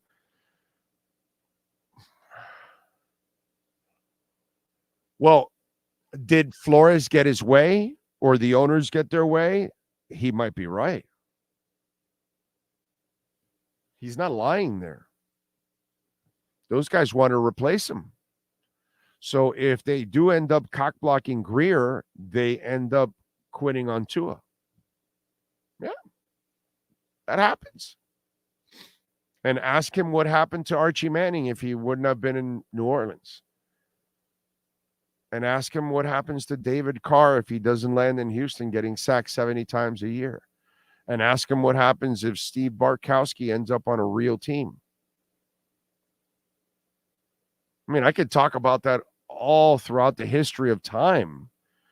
Players that had the skill set and probably ended up in the wrong situation and did not succeed or did not meet their, like Marino. He didn't win it all, and it wasn't his fault at all. It's just the people above him could not build the right team around him. So he's right. Tua might not have been here. If Chris Greer finally gets cock-blocked, yeah. Those other idiots didn't want Tua. So Tua could end up somewhere where he never gets a chance. Nobody ever believes in him. And there's been lots of players in the history of time that probably could have been much better than they were, but they ended up in a bad situation. You know, Marcus Allen for a short time was blackballed in the league. And that was a guy that was proven And then they put him on basically on ice for a couple of years. And then finally, when he got out of jail and he went to Kansas City, he kind of resurrected his career at an older age because he was such a great player. And it's a great example of if I'm in the wrong scenario and I am Steve Young, nobody ever really sees how good I can play because I was stuck in Tampa. So, yeah, he could be right about that. Yeah, Greer's the only one that believed in Tua all the time. Greer, McKenzie, and Allen, all three of the personnel guys, they wanted Tua. They believed in Tua. Problem is, Gase can overrule them. Tannenbaum can overrule them. Ross and Beal can easily overrule them. And then Flo was trying to cock block them. So, yeah, all that stuff, it's, yeah, definitely. Nate Ballman, thank you for the love in the super chat. I remember sucking for Tua being a real thing. Yeah, for a while. Big O, I was at the game yesterday. I know Tua's accuracy is crazy, but there was a throw yesterday that Tyreek dropped over the middle where my jaw actually dropped from the precision. Did you see? Yes. Well, the one Waddle dropped. Also, he put it right there. No reason to drop those passes. Yeah. His accuracy is ridiculous.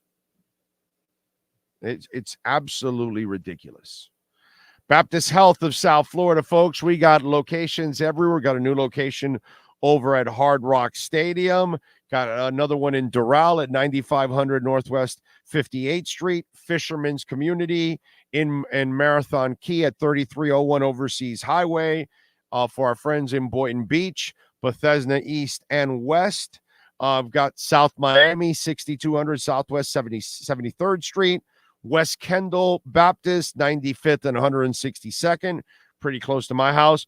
Boca Raton Regional, 800 Meadows Road in Boca. And when we tell you, folks, you can use that QR code. And if you're dealing with a current injury right now, maybe it's keeping you from doing what you love, whether it's working, whether it's playing, whatever it is, folks, call our friends at baptisthealth.net/ortho, where you don't need to be a professional athlete to go where the pros go.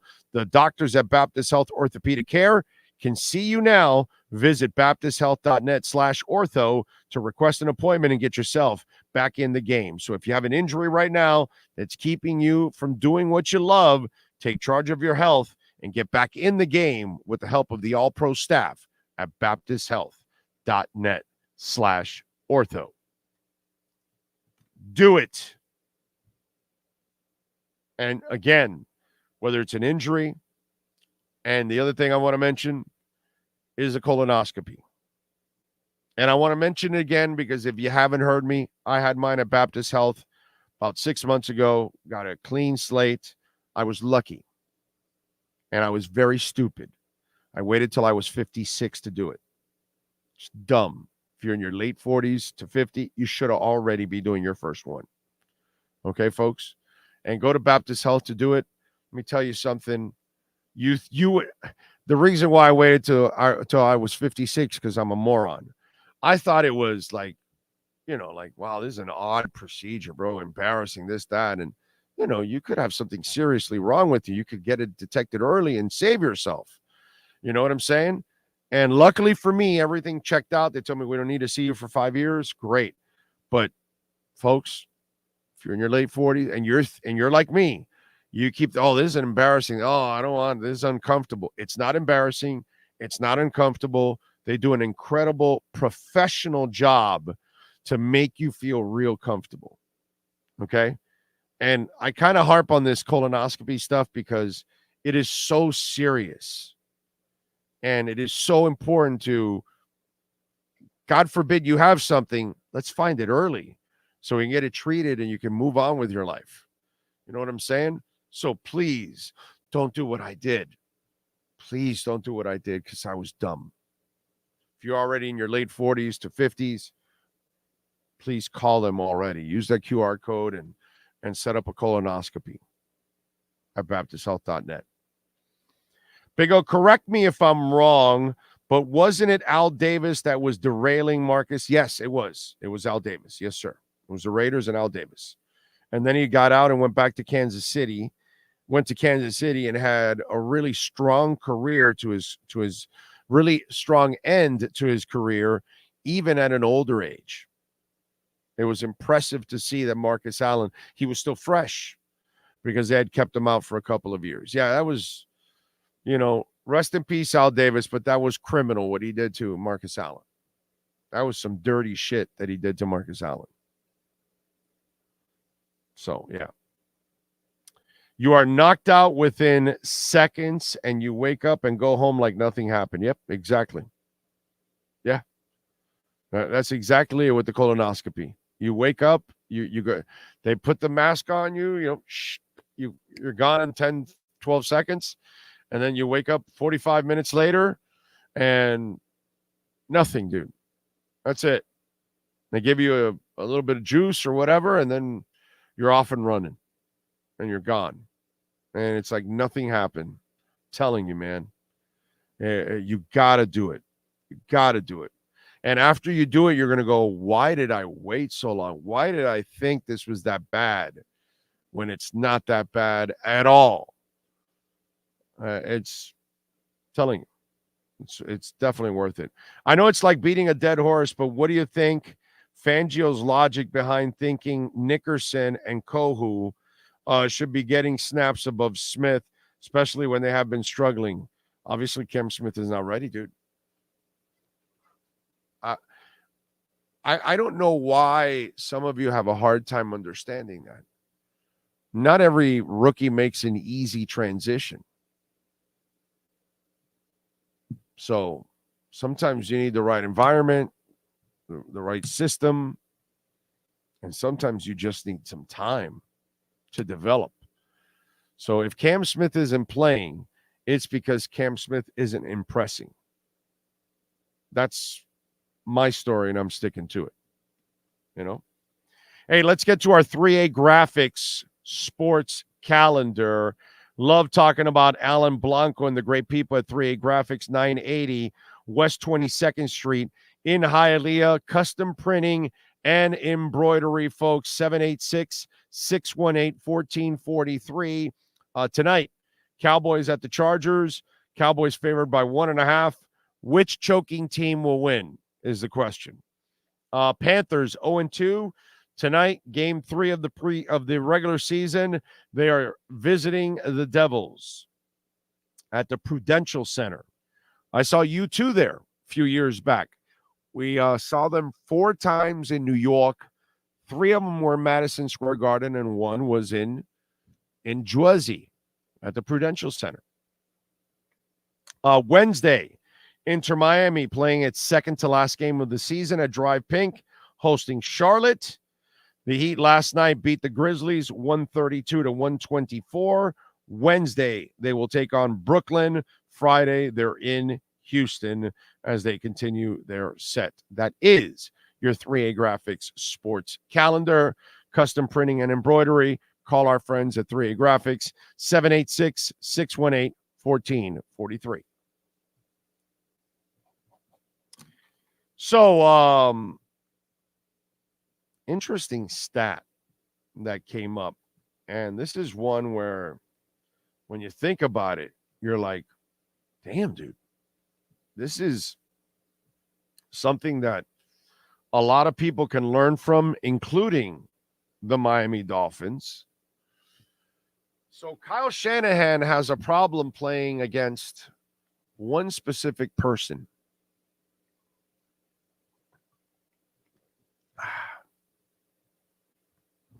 It's an interesting story.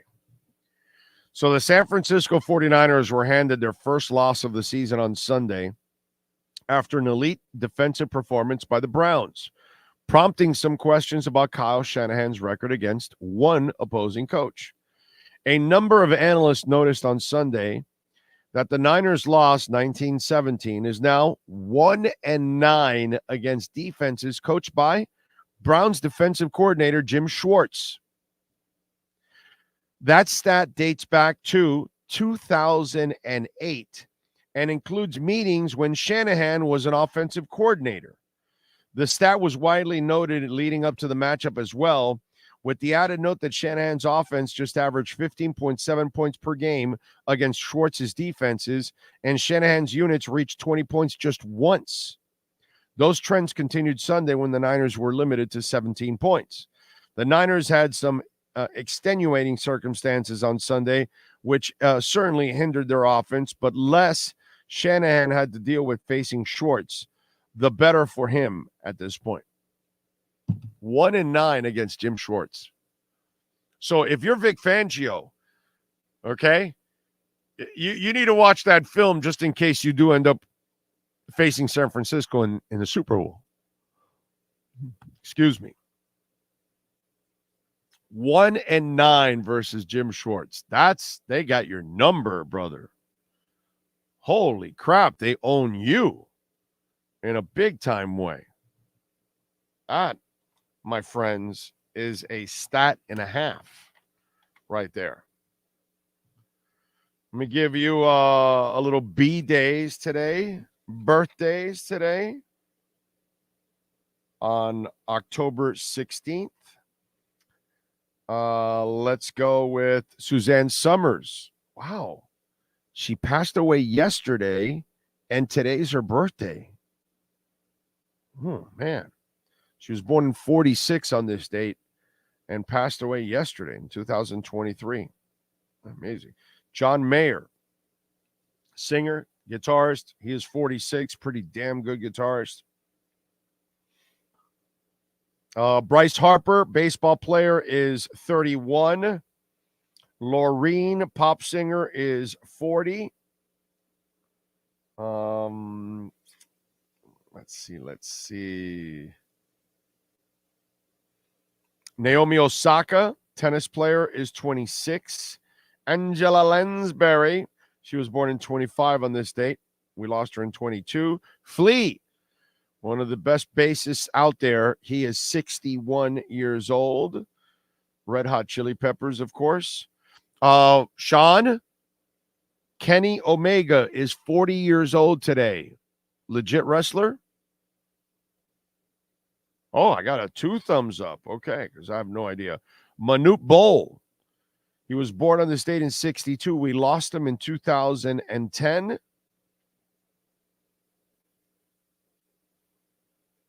Sue Bird, a basketball player, is 43 years old. And that's it. Those are famous birthdays today. And now we go with music history, folks. Today in music history, in 1966, the year I was born, Grace Slick performed as a member of Jefferson Airplane for the first time in San Francisco's Fillmore West. In 72, CCR, Creedence Clearwater Revival, for those of you that don't know, announced that they were splitting up. They released a statement which read, "We don't regret this as a breaking up. We look at it as an expansion of our activities. We will devote our time to individual rather than our group projects." In 92, Hall & Oates released their hit album H2O, which featured the hit songs Man Eater, great bass, One on One, I Want to Play That Game Tonight, and Family Man. In 96, the episode of MTV Unplugged with Oasis premiered, but singer Liam Gallagher did not perform due to a sore throat and instead drank a beer during the show, heckling his brother Noel in between songs. In 2003, Courtney Love appeared in court in an effort to regain custody of her daughter, Frances Bean Cobain, who was placed in the care of Kurt Cobain's mother after Love was arrested for being under the influence of drugs. Shocker. In 2006, on this date, legendary New York pub CBGB closed. The venue, which first opened in 1973, is accredited with helping launch the punk music careers and discovering of the likes of the Ramones and Patti Smythe. And that, my friends, is what happened today in Musica history. Hey, yo. Yes, sir. I know you're not much into college basketball anymore, but the first AP poll of the 23-24 season is out, the top 10. Are you ready for it? I know UM is in there. Number 1, Kansas. Number 2, Duke. Number 3, Purdue. Number 4, Michigan State. 5, Marquette. 6, UConn. 7, Houston. 8, Creighton. 9, Tennessee. 10, FAU. Wow. Wow. And UM? Not in the top 25? That's nuts. It did not go far enough down there. 13. I only did the top 10 in the first. Oh, they so only they did are 10 in the 13? top. They were actually 13, yeah. All right, good. Okay. Yep. I mean, I'm not a basket. I'm No, not. I know that. I just thought it was weird seeing FAU in the top 10. I was like, wow, okay. All right. I'll definitely follow FAU. You know, I always follow UM, but I'll follow FAU basketball a little bit closer this year. So, since I did last year towards the end. Oh, the kid that sang the national anthem, King Bell, is a Broward Middle School student. He brought it all. He was good, man. That kid's got some pipes. He was good. Pat Mahomes is a great QB, no doubt. He was drafted into the right situation with Andy Reid. I wonder how he would have turned out if the Bears would have drafted him. Right? That's exactly it, Lenny. That's a fantastic example right there. You end up with Andy Reid. You end up with a guru. Yeah. Tua, while holding the Super Bowl trophy on stage, says, "Here's the receipts. I told you I've been collecting." Did they ever figure out why Oasis sucked at making music? Oasis didn't suck at it. Oasis did a really good job, dude. Boy, Eric, you are really negative, dude. You are really negative. King negative there. All right, we are out of here. We thank, of course, Sean Stanley, as always. We thank everybody that called in, tuned in. You guys are absolutely awesome. We will see you tomorrow morning. Same time, same place, same bat channel.